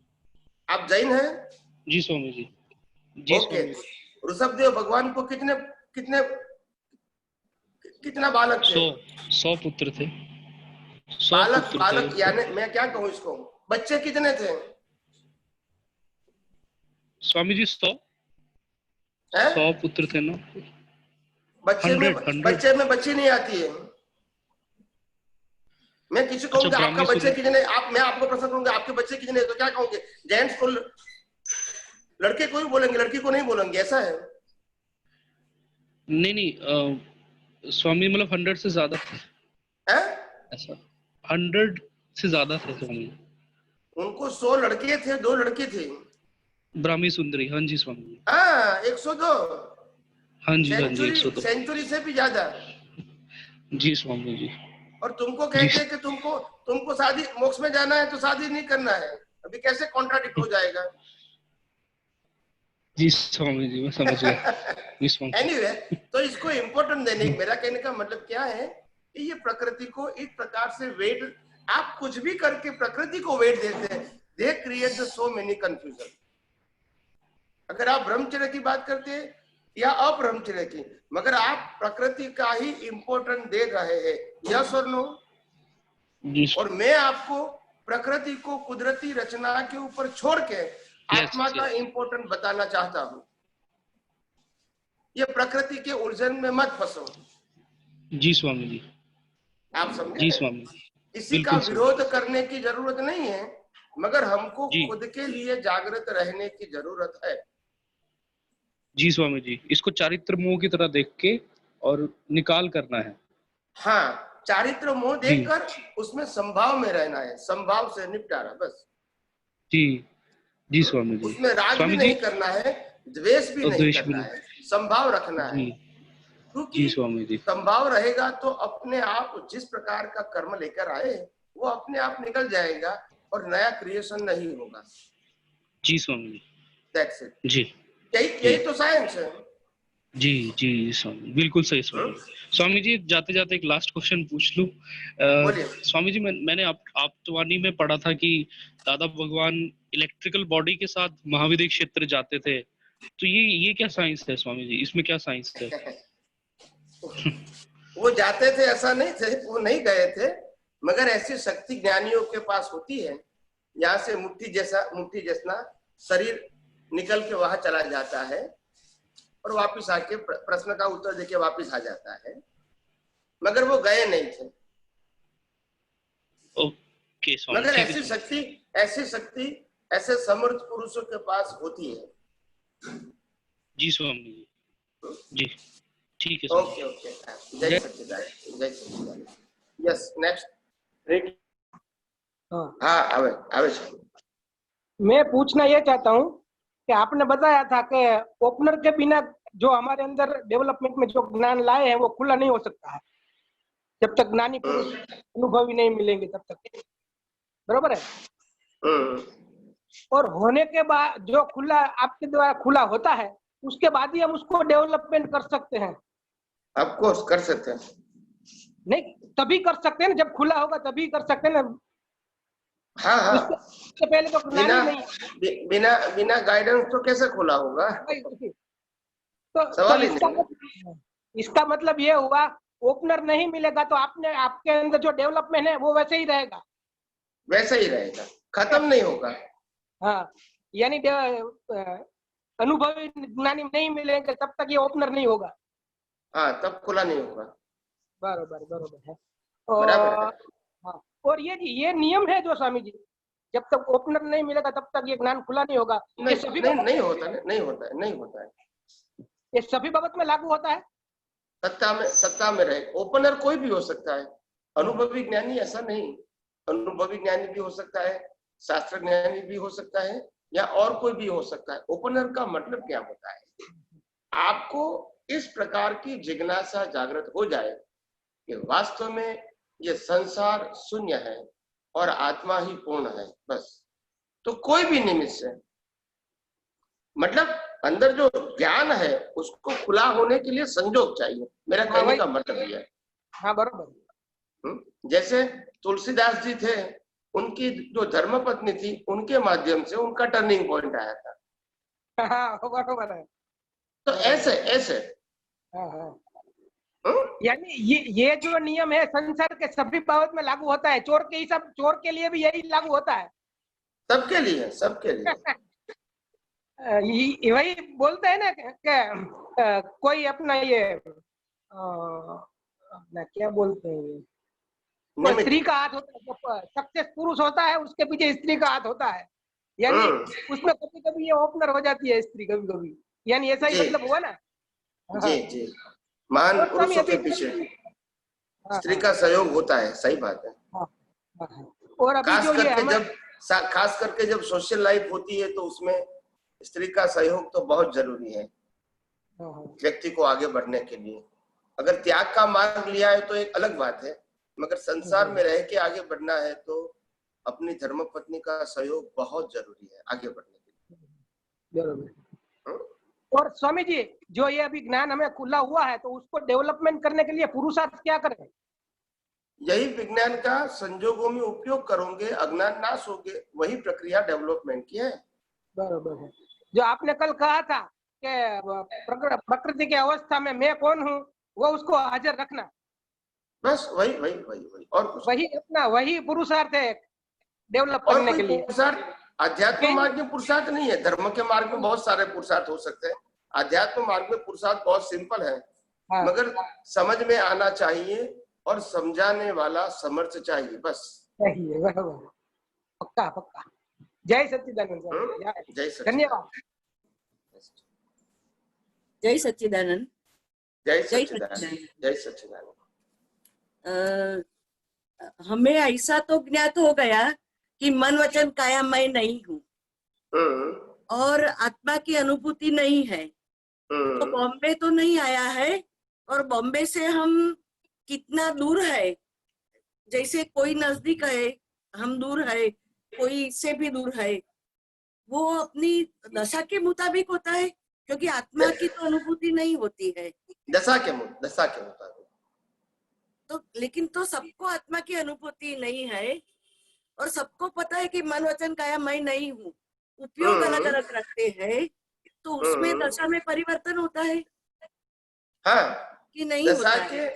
दशा के आधार से ही उसका डेवलपमेंट नापा जाता है कि वो कितना दूर है या कितना नजदीक है। क्योंकि एक सिंपल बात ये है कि नॉर्मली जो केवल ज्ञान हो जाता है नॉर्मल व्यक्तियों को, वो कभी बताते नहीं है। अच्छा, हाँ। तो और तीर्थंकर है, वो प्रत्यक्ष रूप से जब होते हैं तो वो तीर्थंकर तो सब कुछ बता सकते हैं, क्योंकि वो केवल ज्ञान के बाद भी वो देशना देते हैं। मगर ये कलयुग में तो तीर्थंकर होते नहीं है, केवली भी नहीं होती है। तो कलयुग में तो आपके पास अनुभवी ज्ञानी पुरुष ही आपके पास हर प्रश्नों का अल्टीमेट सॉल्यूशन के लिए वो सहायक है। अच्छा, तो और कोई ऑप्शन यहाँ नहीं है कलयुग में। अच्छा, तो ज्ञानी पुरुष और हम में इतना ही अंतर है कि हम मन वचन काया अलग है, मैं नहीं हूँ, वो ज्यादा टाइम नहीं रखते हैं, और आप ज्ञानी पुरुष रखते हो, वो ही अंतर है कि दूसरा कोई अंतर है? कोई अंतर नहीं। और जितना लेवल हाई होता है, इतनी ये ज्ञान दर्शन की जो रेडियस है वो हाई हो जाती है। अच्छा, जैसे तो एग्जाम्पल दो, जैसे ग्राउंड फ्लोर पे आप खड़े हैं और आप चारों ओर कितना देख सकते हैं, फिर फर्स्ट फ्लोर पे जाओगे तो रेडियस आपकी और बढ़ जाएगी, फिर फिफ्थ फ्लोर पे जाओगे तो रेडियस और बढ़ जाएगी, फिर 10th फ्लोर पे जाओगे रेडियस और बढ़ जाएगी। Now you understand? हाँ, लेकिन लाइक दैट वे आपका जितना डेवलपमेंट होगा वो रेडियस आपकी बढ़ जाएगी, बस। लेकिन वो रेडियस भी तो रिलेटिव है ना, एक्चुअली तो आत्मा की अनुभूति तो नहीं है। रेडियस रिलेटिव है, मगर वो रेडियस रिलेटिव का मतलब है ये रेडियस आपने उसको पास कर दिया है। अच्छा, इसलिए हम बॉम्बे की नजदीक है। जैसे आज आप एग्जाम्पल लेता हूं मैं, जैसे आप पांच संजोगों में आप फाइल का संभाव्य निकाल कर सकते हैं, और ज्यादा डेवलपमेंट वाला व्यक्ति 10 फाइलों का संभाव्य निकाल कर सकता है, और ज्यादा 25 व्यक्ति का कर सकता है, फिर 500 व्यक्ति कर सकता है, 5000 व्यक्ति कर सकता है। लेवल ऑफ अंडरस्टैंडिंग वो पावरफुल से ज्यादा संभाव में रह सकता है। हाँ, हाँ। ज्यादा रिलेटिव सत्य को वो सनातन सत्य वो डाइल्यूट कर सकता है, डाइजेस्ट करता है, डिमोलिश कर सकता है। हाँ, because of level of his understanding and vision is very broad. अच्छा, तो आपको समझ में आया डेवलपमेंट में? अभी समझ में आ गया। Very good. इसलिए बस बहुत अच्छा। एक दूसरा क्वेश्चन है जी कि आज का वर्तन हमारा गत जन्म का डेवलपमेंट के मुताबिक निकलता है। रिलेटिव वर्तन की बात करते हैं, वो गत जन्म के संजोग कोई भी है डिस्चार्ज, लेकिन जो अंदर का वर्तन और दृष्टि है वो गत जन्म के मुताबिक निकलता है हमारा मन वचन काया। मन वचन काया का। ओके। और हमारा जो अगले जन्म का वर्तन आएगा मन वचन काया का, वो ये जन्म के डेवलपमेंट पे निकलेगा। ये प्रतिष्ठित आत्मा के पुरुषार्थ से बनेगा। हाँ, और मन वचन काया वो प्रकृति हो गई, प्रकृति हाँ, वो परिणाम स्वरूप है और प्रतिष्ठित आत्मा पुरुषार्थ स्वरूप है। तो प्रतिष्ठित आत्मा का जैसा पुरुषार्थ रहेगा ऐसा आपका नेक्स्ट बर्थ रहेगा। और अभी आपका मन वचन काया है वो डिस्चार्ज स्वरूप है, वो पिछले अवतार के प्रतिष्ठित आत्मा के पुरुषार्थ के मुताबिक होगा। अच्छा, तो जैसे शिरडी के साईं बाबा थे, वो उन्होंने बहुत कल्याण के रिलेटिव कल्याण के काम किए शिरडी में और शिरडी के आजू बाजू। वो उनका गत जन्म का डेवलपमेंट के मुताबिक थी। परिस्थिति बहुत डेवलप थी। मालिक एक है ऐसे बोलते थे। और अभी दादा भगवान बोल रहे हैं कि सब लोग इधर आ गए हैं, वो भावी तीर्थंकर भगवान है और मेरे पास आ गए हैं सब लोग। और उनका अगला जन्म तीर्थंकर और 2-3 जन्म के बाद होगा। तो उनका डेवलपमेंट ये दादा भगवान के पास कैसा होगा? वो हम सबको जैसा ही होगा। अब ये मेरे ख्याल से ये व्यक्तिगत प्रश्न नहीं लेना चाहिए क्योंकि व्यू पॉइंट हो जाता है फिर। हाँ, तो अच्छा नहीं लगता है किसी को। मेरे लिए ही ये बात ये सामान्य बाबत से उसको लेना चाहिए। ऐसे व्यक्तिगत बोलेंगे तो किसी को अच्छा नहीं लगेगा। मतलब उनके जो फॉलोअर्स है जो इनको खुद भगवान मानते हैं और फिर कहूंगे कि राजा भगवान के पास आ गए शिष्य के रूप में, तो उनको अच्छा नहीं लगेगा। मुझे भी उनके लिए बहुत है वो। हाँ, कहा है दूसरे लोगों के लिए भी कहा है। मीरा नरसिंह मेहता सब कबीर सबके लिए कहा है। मगर इसीलिए मैं कहता हूँ कि रिलेटिव सत्य की यानी व्यक्तिगत बातें करना अच्छा नहीं लगेगा।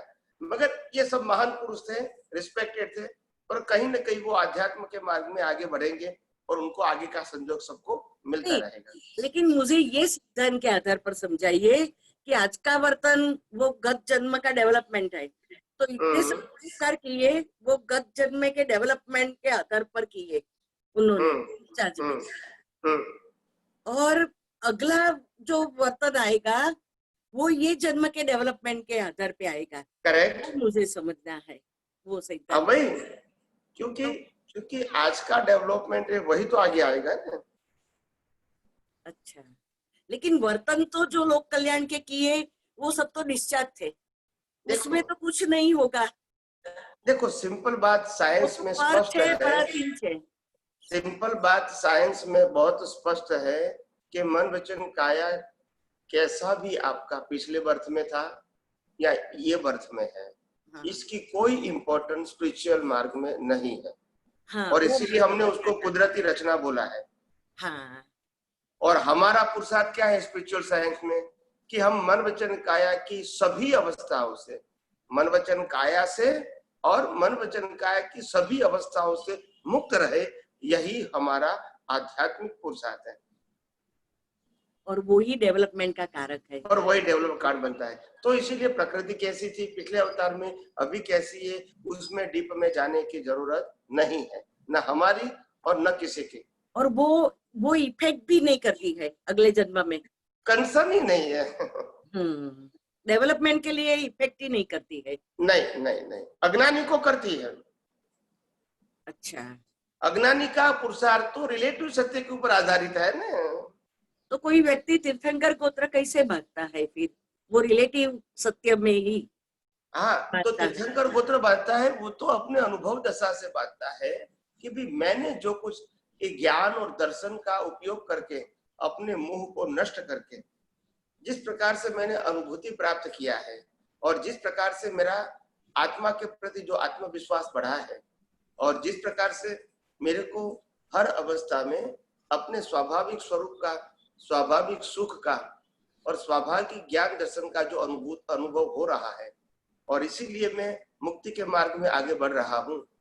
मगर क्योंकि कर्मों की वजह से, कर्मों के फल की वजह से मेरा 1, 2, 3 अवतार हो सकता है, मगर वहां तक मैं ऐसा करूं कि ये विज्ञान जो मैंने पाया है, अनुभव किया है, वो लाखों लोगों को ये विज्ञान मिले ताकि वो भी मुक्ति के मार्ग में, सही मार्ग में आगे बढ़े। ये भावना करते हैं, ऐसी स्ट्रॉन्ग भावना होती है तो वो तीर्थंकर भी बनते हैं। नॉर्मल भावना से तीर्थंकर नहीं बनते हैं। जय सच्चिदानंद। जय सच्चिदानंद। जय सच्चिदानंद। प्रवीण चंद्र, पोरबंदर से प्रवीण चंद्र भाई। जय सच्चिदानंद। जय सच्चिदानंद। जय सच्चिदानंद। हाँ बोलिए। हाँ, આપણે આ રાગદ્વેષનો હિસાબ એ કેવી રીતે બંધાતો હશે? રાગદ્વેષનો હિસાબ રાગદ્વેષ કરવાથી બંધાય। રાગદ્વેષ કરવાથી એટલે એ કેવી રીતે બંધાય? જરા તમે પેલું આપશો કઈ? कोई भी संजोग में कोई भी व्यक्ति या वस्तु के रूप में जब राग होता है तो वो राग का कारण बन जाती है, और जो कोई भी व्यक्ति के वस्तु के ऊपर द्वेष होता है तो वो द्वेष का कर्म बन जाता है। और राग और द्वेष का कर्म जो बनता है वो नेक्स्ट बर्थ में वो राग द्वेष परिणाम के रूप में आता है। यहाँ दृष्टि के रूप में, भाव के रूप में पुरुषार्थ करते हैं, कर्म बनता है, और यहाँ वर्तन के रूप में उदय में आता है नेक्स्ट बर्थ में राग द्वेष। અજ્ઞાન અને પ્રજ્ઞા કેવી રીતે પેલું થાય છે? अज्ञा और प्रज्ञा दोनों एक सिक्के, एक सिक्के के दो पहलू है। जब आपको संसार को बढ़ाने की बात थी, संसार को डेवलप करने की बात थी, संसार में सुख प्राप्त करने की बात थी, तब आपके पास अज्ञान जागृत था। अभी आपको मालूम हो गया कि मैं मन वचन काया से मुक्त ऐसा शुद्धात्मा हूँ और सनातन सुख मेरे पास ही है, और अनंत ज्ञान, अनंत दर्शन, अनंत शक्ति मेरे पास ही है। तो ये जो आपको दृष्टि मिली इसको प्रज्ञा कहेंगे, और संसार में सुख है ऐसा मानते थे इसको अज्ञा कहेंगे। समझ में आया कि नहीं आया? प्रतिष्ठित आत्माમાંથી નીકળે કે કેવી હોય? हैं? પૂરાત્મા બે प्रतिष्ठित आत्माમાંથી નીકળે કેવી રીતે નીકળે? अज्ञान ने अज्ञा और प्रज्ञा दोनों प्रतिष्ठित आत्मा में ही है। बराबर। और उपयोग भी उसको ही करना है। आत्मा को अज्ञा और प्रज्ञा का उपयोग नहीं करना है।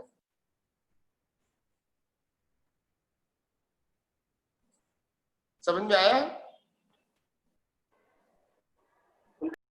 जी जी जी आ रही है।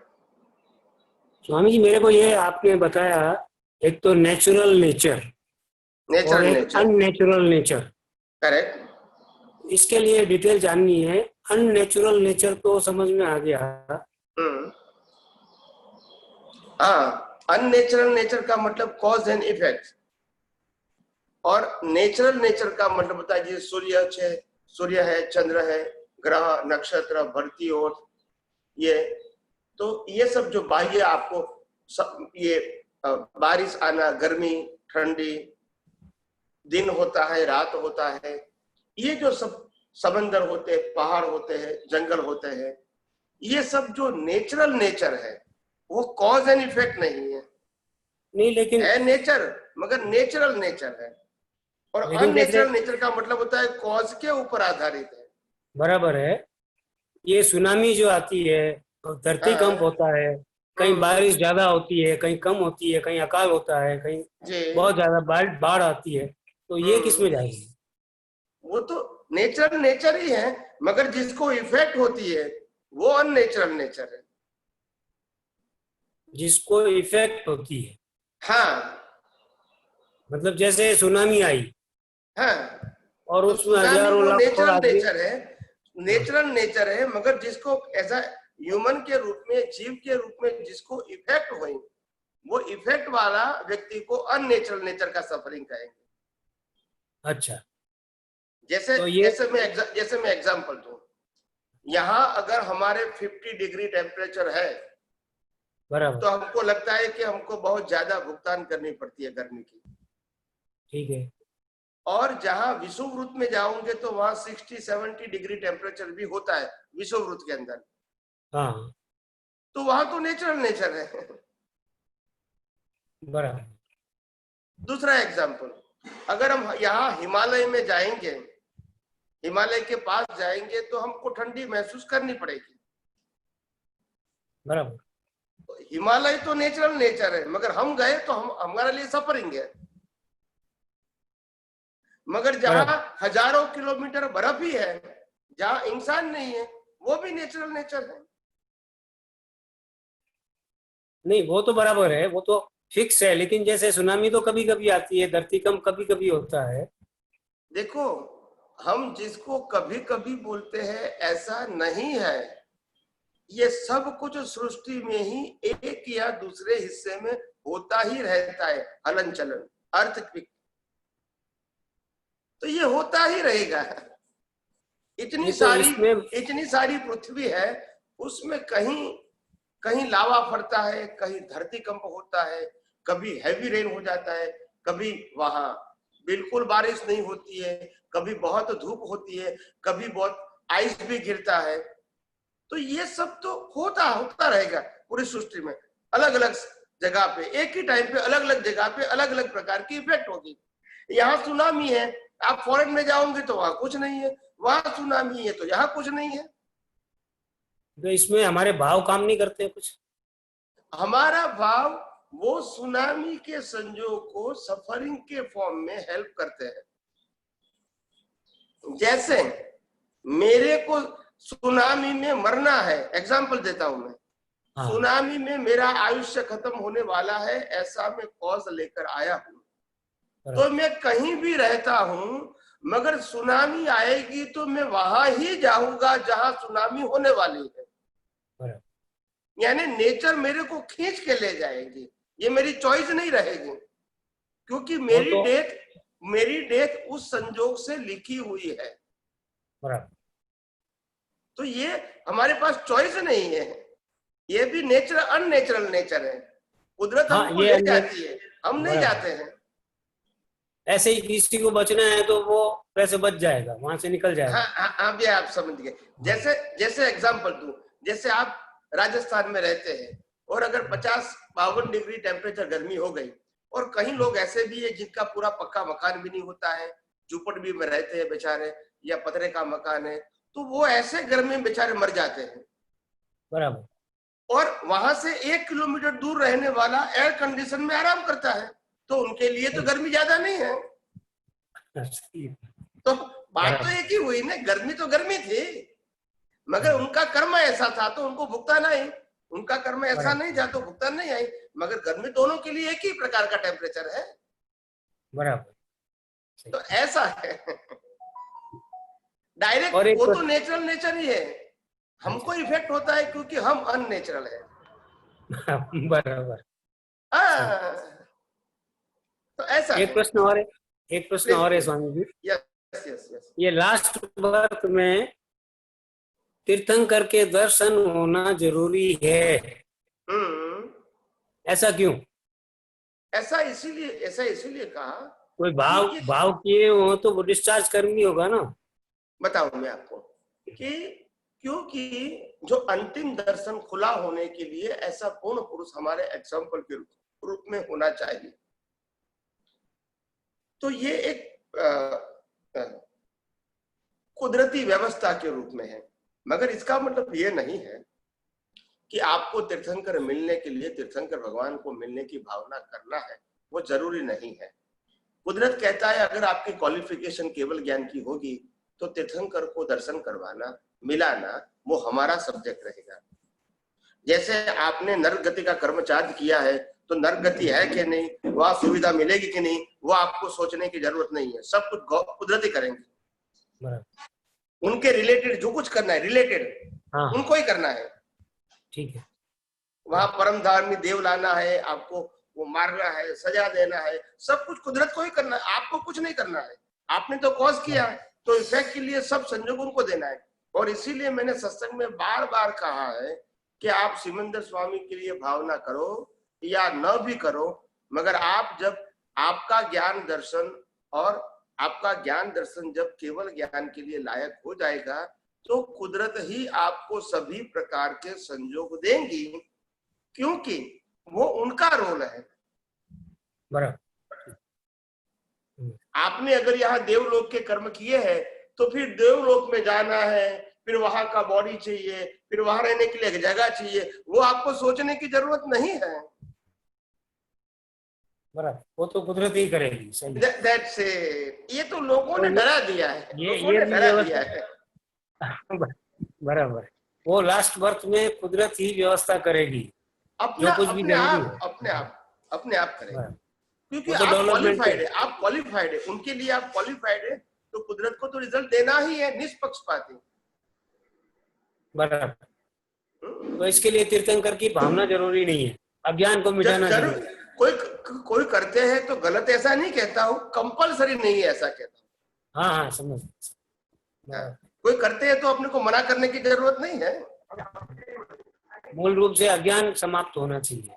मूल रूप से अज्ञान समाप्त, ये फंडामेंटल बात है, अज्ञान समाप्त होना चाहिए, बस ये मूल बात है। आपकी व्यवस्था कुदरत अपने आप कर ले, बाकी कुदरत का हाथ में, सब कुछ कुदरत के हाथ में।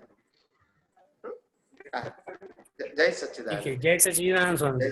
कोटि। जय सच्चिदानंद। Yes, next. आदि ठक्कर, मुंबई। जय सच्चिदानंद स्वामी जी। जय सच्चिदानंद। परिणति का मतलब क्या होता है? पर परिणति का मतलब क्या होता है? पर परिणति का मतलब क्या होता है? हाँ, पर परिणति का मतलब होता है आत्मा के अलावा जहां आपका उपयोग चला जाता है वो सब पर परिणति है।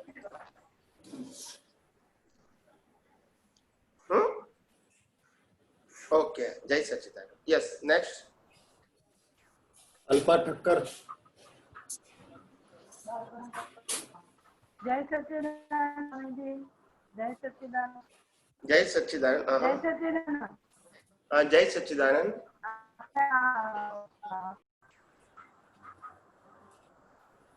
अनंत शक्ति, ये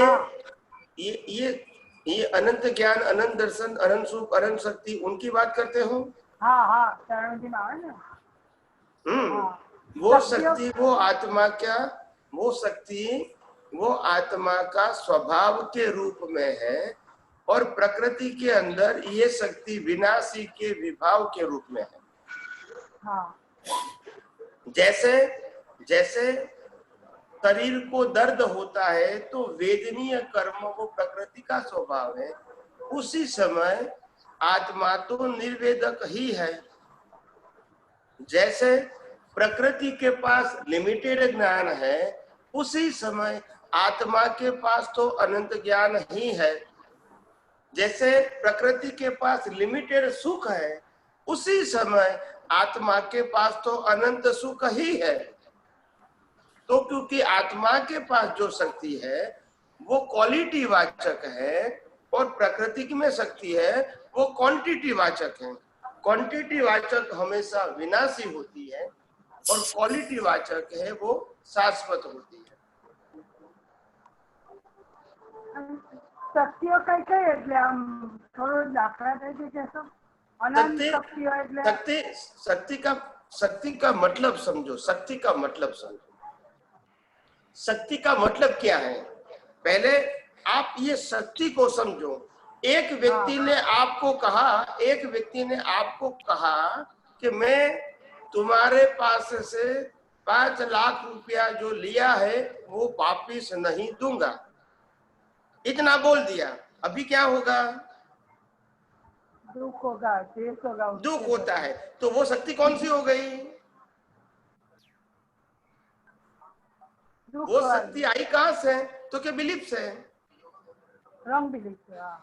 हाँ, अभी किसी ने और दूसरे व्यक्ति ने कहा कि मैं आपको 5 लाख रुपया डोनेशन दे देता हूँ, हेल्प करता हूँ, तो आपको आनंद होगा। तो वो शक्ति कहाँ से आएगी? तो वो भी बिलीफ में से आई। और बाकी लेना और देना वो तो उदय कर्म है, मगर बिलीफ के आधार से हमारी भुगतान होती है। समझ में आया? ऐसे आत्मा में जो ज्ञान है वो बिलीफ से बियॉन्ड है, यानी स्वाभाविक है। प्रकृति में जो ज्ञान है वो बिलीफ के रूप में है, और आत्मा के अंदर वही ज्ञान स्वभाव के रूप में है, और इसीलिए उसको अनंत ज्ञान बताया। प्रकृति में अनंत ज्ञान नहीं है, लिमिटेड ज्ञान है, क्योंकि बिलीफ वाला है। तो वो विनाशी है। और आत्मा के अंदर अनंत ज्ञान का मतलब होता है अविनाशी, यानी परमानेंट है। और प्रकृति में जो ज्ञान है, दर्शन है, अनुभूति है, वो सब टेम्पररी है, आती है चली जाती है, आती है और चली जाती है। तो इसीलिए प्रकृति की हर क्वालिटी वो विनाशी है, उसके सामने आत्मा की हर क्वालिटी अविनाशी है। तो क्वालिटी के आधार से आत्मा के हर क्वालिटी वो परमानेंट है। ऐसे जो प्रकृति में जो क्वालिटी दिखती है, ऐसी क्वालिटी आत्मा में दिखती नहीं है। अनुभव करते हैं हम, क्या करते हैं? अनुभव करते हैं। हाँ, आप कहोगे कि भी प्रकृति हमारी राग द्वेष करती है और आत्मा में तो राग द्वेष नहीं है, तो राग द्वेष नहीं है का मतलब क्या है? तो ये उनकी क्वालिटी है। राग द्वेष आपको दिखेगा क्योंकि वो रिलेटिव सत्य है, मगर जो क्वालिटी परमानेंट है वो दिखती नहीं है। यू कैन रियल, आप अनुभव कर सकते हैं, कोई ऐसे फिजिकल दिखती नहीं है। कोई भी परमानेंट चीज फिजिकल या 5 इंद्रियों से दिखती नहीं है, मगर आप अनुभव कर सकते हैं। आप समझे ना? तो ऐसे आत्मा में, आत्मा की कोई भी शक्ति ऐसी नहीं है कि 5 इंद्रियों से हम इसको देख सके, मगर अनुभव कर सकते हैं।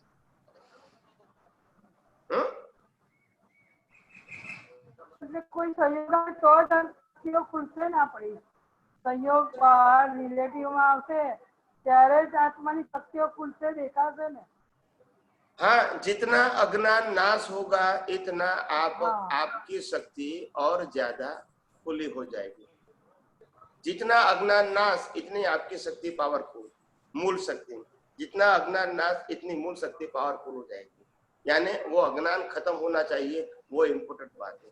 और सभी प्रकार का अज्ञान निकल गया, उसका नाम ही है केवल दर्शन। और केवल दर्शन से ही केवल ज्ञान का बीज होता है, जिसका फल नेक्स्ट बर्थ में मिलता है। तो केवल ज्ञान में मेहनत नहीं है, केवल दर्शन तक ही मेहनत है। केवल ज्ञान तो वो स्वभाव है, मगर केवल अज्ञान को नाश नहीं करोगे वहां तक केवल दर्शन नहीं होगा, और केवल दर्शन नहीं होगा तो केवल ज्ञान नहीं होगा। धीरे धीरे धीरे समझ में आएगा। हाँ, ओके ओके, जय सच्चिदानंद। हाँ बोलिए। दूसरा पूछो ना, બીજાને ચાન્સ મળે ને એટલે બીજાને ચાન્સ મળે એટલે। હા हाँ, जय सच्चिदानंद। स्वामी जी, अपना एक तो अपना ये आदेश्वर भगवान ने वो मरीचि को बोला अपना 24 वर्ष तीर्थंकर बनेंगे, वो उसने बताया था। तो वो उसने बताया, उसका मतलब ये हुआ कि उसका जो उसकी दशा थी मरीचि की, वो ज्ञान दशा इतनी थी कि कोई अपना वो उसके लायक हो जाएगा। वो मरीचि बनने के पहले के जन्म, हाँ, उसका वो हिसाब से था, इसलिए अपना आदेश्वर भगवान ने बता दिया। मगर इतना जरूर ध्यान रखो कि उन्होंने कहा कि वो 24वें तीर्थंकर बनने वाले हैं, मगर 24वें तीर्थंकर की जो पूरी लाइफ है वो अभी डिसाइडेड हुई नहीं है। तो वो लाइफ नहीं बता सकते हैं। मगर जो बीज है, बीज की ड्यू डेट क्या है कि बीज 24वां तीर्थंकर बनने वाला है, तो इतना उन्होंने रीड कर दिया जो बीज था। मगर अभी वो कैसा उनकी लाइफ रहेगी, माता पिता कौन रहेगा, उनका परिवार क्या रहेगा, उनके जीवन का संघर्ष क्या रहेगा, वो भगवान नहीं बता सकते, क्योंकि अभी उसका बीज डाला नहीं है। नहीं है। Okay okay.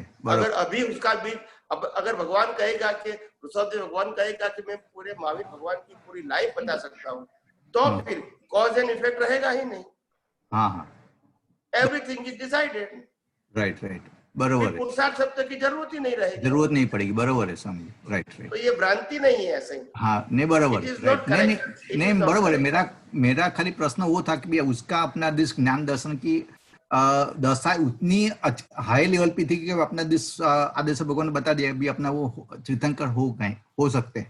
तीर्थंकर गोत्र तो ज्ञान दर्शन से नहीं होता है, जगत कल्याण की भावना से होता है। और केवल ज्ञान होता है वो ज्ञान दर्शन से होता है। हाँ। तीर्थंकर अलग है और केवल ज्ञान अलग है।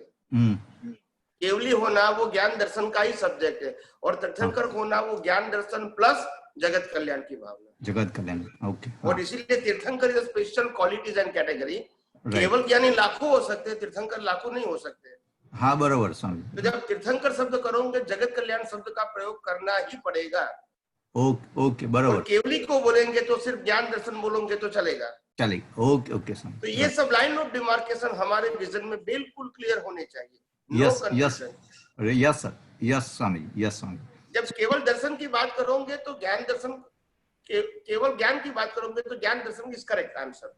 जब तीर्थंकर की बात करो तो ज्ञान दर्शन प्लस जगत कल्याण। जगत कल्याण, यस। नहीं तो तीर्थंकर बनेंगे ही नहीं बराबर है स्वामी, राइट। ओके। हाँ स्वामी जी, ये जो मैं पॉइंट मैं बोल रहा हूँ, ऐसा पॉइंट आपको नोट में लिख लेना चाहिए। What is the difference between the Kevali and तीर्थंकर, राइट। और इसकी भावना में क्या डिफरेंस है, ये सब कुछ अपने विजन में क्लियर होना चाहिए। Yes. So that any time you can talk with anybody, vision में एकदम क्लियर होना चाहिए। When you talk about the तीर्थंकर, जगत कल्याण की भावना होनी ही चाहिए। बराबर है स्वामी, राइट। और वो भी उत्कृष्ट प्रकार की। राइट। स्वामी जी, एक सत्संग में हमने बताया था कि अपना नींद में भी अपना कर्म बनते हैं। तो स्वामी और एक तो बनते हैं वो बराबर, लेकिन अपना उसका डिस्चार्ज भी होते रहता है एक प्रश्न। और दूसरा, अगर जो बनते हैं तो कौन सा बनता है, घाती और अघाती बनते हैं? अघाती बनता है ना। हाँ ओके। अपना जो निकलते हैं स्वामी, निकलते हैं वो निकलते भी है ना, सब बनते भी है, ऐसा निकलते भी है ना, वो भी अपना जो है वो भी अपना निकलते ही है ना स्वामी जी। हाँ नहीं, वही मैं कंफर्म करना चाहता हूँ स्वामी जी, अपना जो वो भी निकलता है, वो भी अघाती है, बनता है वो भी अघाती है। बरोबर है स्वामी जी। और स्वामी जी, अपना सनातन सिद्धांत में अपना कोई, मान लो कोई चीज के लिए कोई एक्सेप्शन रहता है अपना, ऐसा सनातन सिद्धांत में कोई अपना कोई चीज अपनी जैसा कोई चीज है स्वामी जी के? नहीं है एक्सेप्शन। हाँ कोई कभी कभी बोलता ऐसा कोई चीज है नहीं, मगर लोग अपने आधार से बोल सकते हैं ऐसी चीज कोई अपवाद के रूप में कि ऐसा ही अपवाद है। ऐसा जैसे कोई कहेगा कि तीर्थंकर पर दर्शन करना ही पड़ेगा, तो कोई कहेंगे ये अपवाद के रूप में है, ऐसा बोल भी सकते हैं। मगर कहने का मतलब अपवाद, वो इतने लोगों ने अपवाद के रूप में एक्सक्यूज बना दिया, फिर वो अपवाद का मिसयूज आसानी से लोग धर्म के मार्ग में करते हैं। राइट। और इसीलिए मैं ज्यादातर अपवाद शब्द का प्रयोग 99% करता ही नहीं हूँ। बरोबर, राइट, ओके। क्योंकि लोग अपनी रिलेटिव सेफ साइड के लिए इसका यूज कर देते हैं। हाँ। तो दैट इज नॉट करेक्ट, ये सही नहीं है। राइट। क्योंकि हर एक इसमें रहता है, कोई जिस नॉर्मली सबका कानून और जो भी रहता है उसमें ऐसा कोई चीज, अभी मान लो महावीर भगवान का भी उसकी पहली देशना अपना निष्फल गई, नॉर्मली ऐसा होता नहीं है, तो मतलब वो अपवाद के हिसाब से हो गया। तो ऐसा बोला अपना कुछ होता है कि नहीं होता? अपवाद वो इसीलिए बताया गया कि नॉर्मली ऐसी देशना तीर्थंकर भगवंतों की निष्फल नहीं होती। मगर इसका मतलब ये नहीं कि अपवाद का मतलब होता है कोई सिद्धांत का खंडन हो गया, नहीं। वो तो महावीर भगवान का उदय कर्म था और इसीलिए ऐसा हुआ। ओके। मगर उदय कर्म को दूसरे एंगल में उन्होंने अपवाद बता दिया। ओके। हाँ ठीक है, समझिए, बरोबर है, राइट। जैसे सभी तीर्थंकर है, उन्होंने शादी किया था तो नेमिनाथ भगवान ने नहीं किया था, वो अपवाद हो गया, मगर वो भी उदय कर्म है। बरोबर है। नहीं, अपवाद का मतलब ऐसा नहीं है कि तो उसमें कोई एक्सक्यूज निकाले। हाँ, राइट।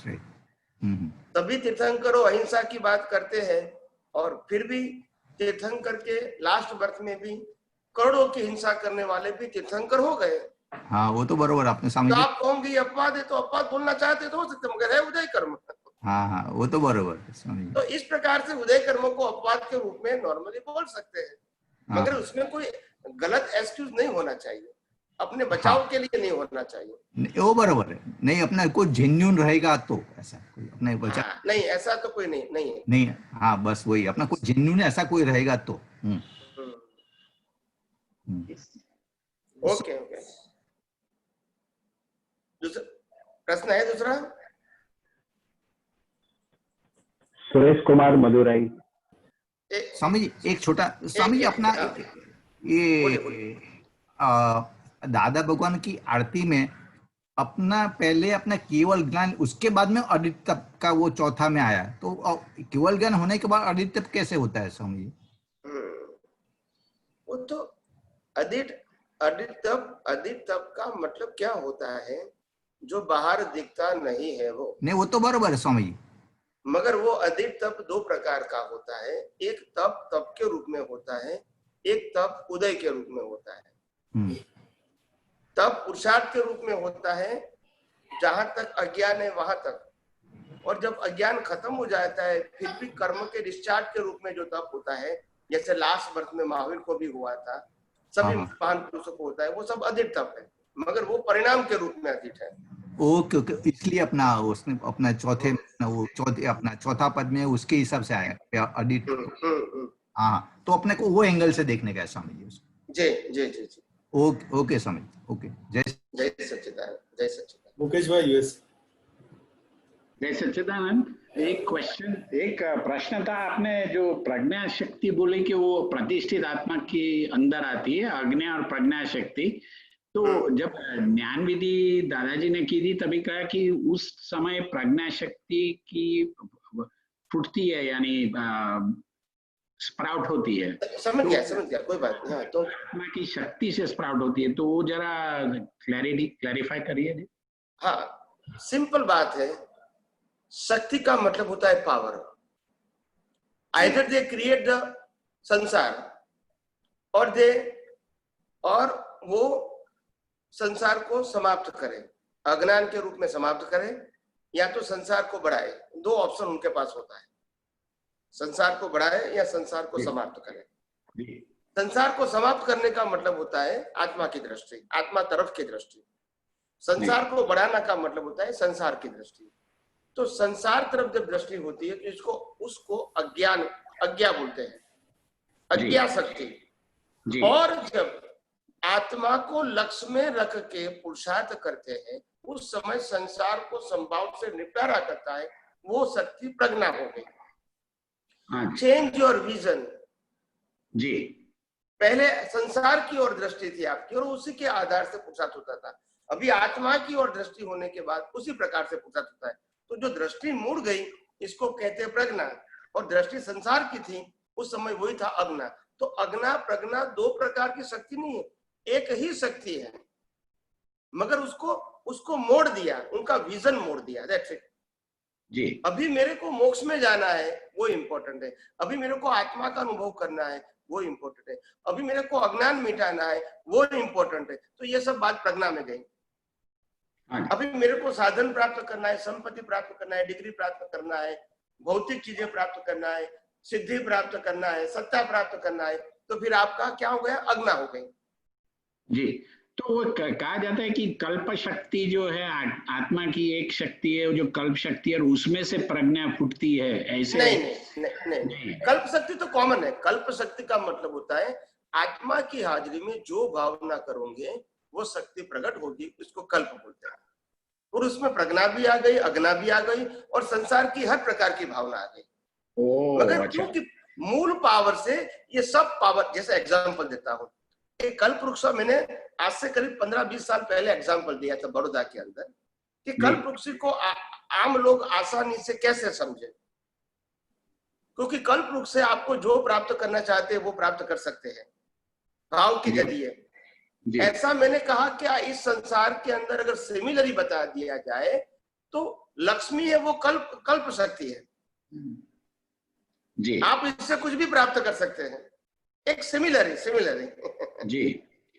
तो कल्प शक्ति का मतलब होता है एक ऐसी शक्ति जिससे आधार से आप कोई भी प्रकार की भावना करोगे, इनका कुदरत आपको रिजल्ट देंगे। जी, तो ये कॉमन शक्ति है, मगर आप भावना करोगे उसके मुताबिक आपको फल मिलेगा। तो पैसा वो कॉमन शक्ति है, मगर आपको जो परचेस करना है वो कर सकते हैं उनके माध्यम से।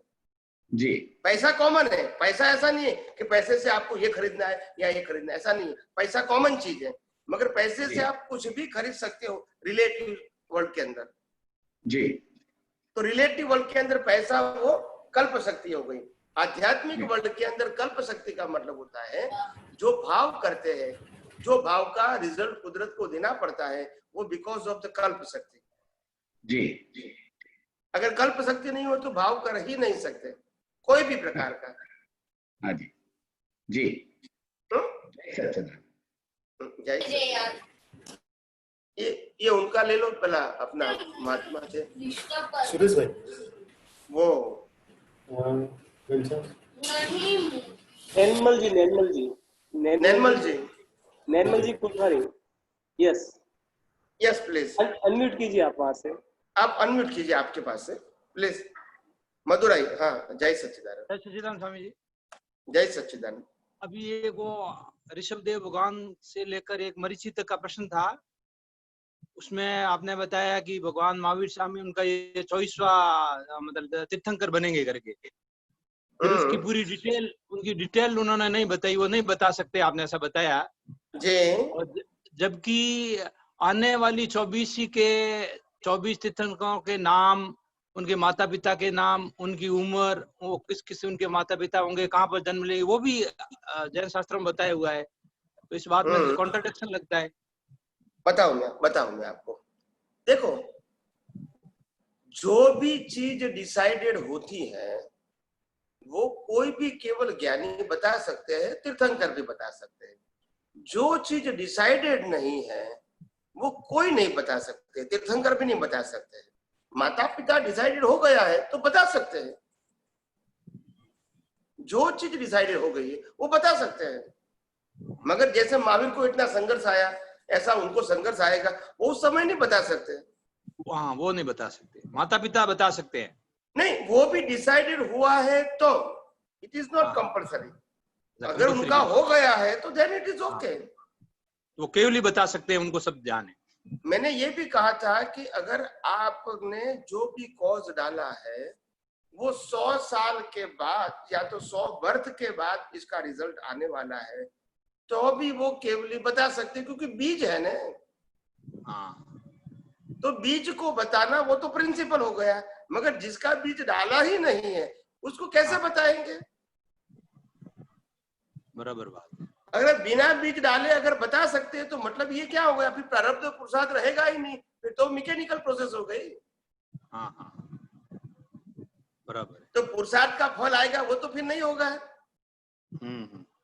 तो इसीलिए जो चीज डिसाइडेड है वो केवल ज्ञानी बता सकते हैं, जो डिसाइड नहीं। मैंने इसीलिए कहा था कि आज मेरे सामने कोई केवल ज्ञानी बैठा है और मैं यहाँ बैठा हूँ, तो मैं उनके सामने बैठा हूँ और 1 मिनट के बाद या 5 मिनट के बाद जो मैं भाव करूंगा उसको भी केवल ज्ञानी नहीं बता सकते, क्योंकि मैंने किया नहीं है ना अभी। बराबर। तो भाव किया है, उसकी ड्यू डेट कितनी लंबी है, मगर फिर बता सकते हैं, क्योंकि भाव तो मैंने कर दिया ना। जैसे मेरी लाइफ मेरे दृष्टि में डिसाइडेड है या व्यवस्थित है, आने वाले समय सब, वो मैं नहीं बता सकता या नहीं कह सकता या नहीं सोच सकता। जबकि केवल ज्ञानी अगर कोई सामने है तो उनको तो सब मालूम पड़ता है, कोई इनकी मालूम पड़ता है, क्योंकि आपकी लाइफ बाहर की लाइफ डिसाइडेड है, तो बता सकता है। क्यों नहीं बता सकता? 100% बता सकते। अगर मेरे को तो ऐसा मालूम नहीं है कोई आगे क्या होने वाला है, तो वो तो पुरुषार्थ तो बाकी करना ही है, करना ही पड़ेगा। जी, नेक्स्ट बर्थ के लिए तो आपको पुरुषार्थ करना ही पड़ेगा, मगर ये बर्थ का बता सकते हैं क्योंकि डिसाइडेड हो चुका है। तो इसका मतलब यही हुआ, जो बीज पड़ गया है उसका तो केवल ज्ञानी बता सकते हैं, जिसका बीज नहीं पड़ा है कितना भी लंबा क्यों ना है।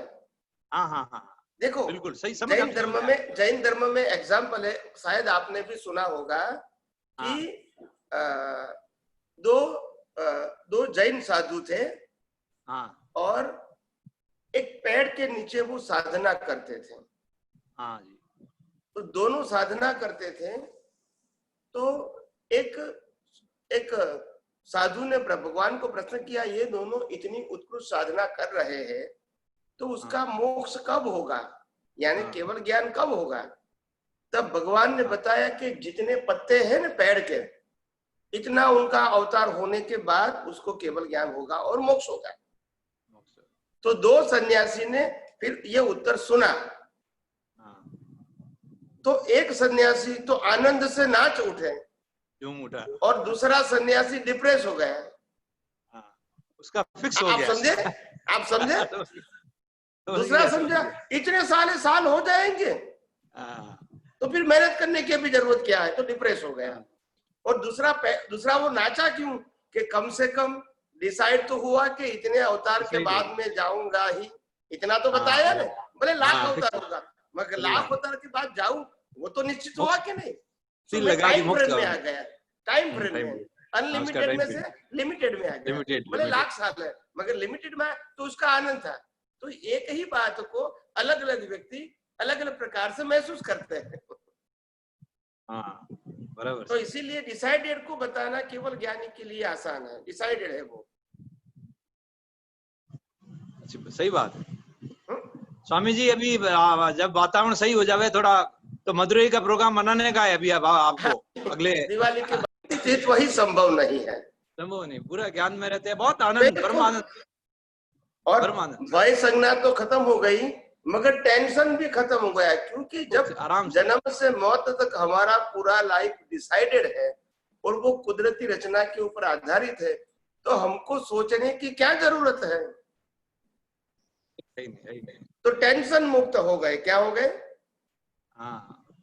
एकदम बढ़िया प्रोग्राम आने का इंतजार रहता है, जैसे रामायण का इंतजार रहता था देखने में। आज से 25 साल पहले रामायण आती थी, ऐसे अभी कमलेश आनंद जी का परमात्मा, हे अंतर्यामी परमात्मा, आप हर एक जीव के अंदर विराजमान है, आप हर एक जीव के अंदर विराजमान है, वैसे मुझ में भी विराजमान है, वैसे मुझ में भी विराजमान है। आपका स्वरूप वही मेरा स्वरूप है, वही मेरा स्वरूप है। मेरा स्वरूप शुद्ध आत्मा है, शुद्ध आत्मा है। हे शुद्धात्मा भगवान, हे शुद्धात्मा भगवान, मैं आपको अभेद भाव से अत्यंत भक्ति पूर्वक नमस्कार करता हूँ। अज्ञानता के वश, अजागृति के वश मैंने जो दोष किए हैं, वो सभी दोषों को आपके समक्ष जाहिर करता हूँ। उनके लिए हृदय से क्षमा याचना चाहता हूँ। हे प्रभु, मुझे क्षमा करे, मुझे क्षमा करे। और बार बार ऐसी गलतियां न करूं, ऐसी आप मुझे शक्ति प्रदान करें। हे शुद्धात्मा भगवान, आप ऐसी कृपा करें कि हम में से भेदभाव निकल जाए और अभेद स्वरूप प्राप्त हो। आप और हम अभेद भाव से तन्मयाकार रहे। जय सच्चिदानंद।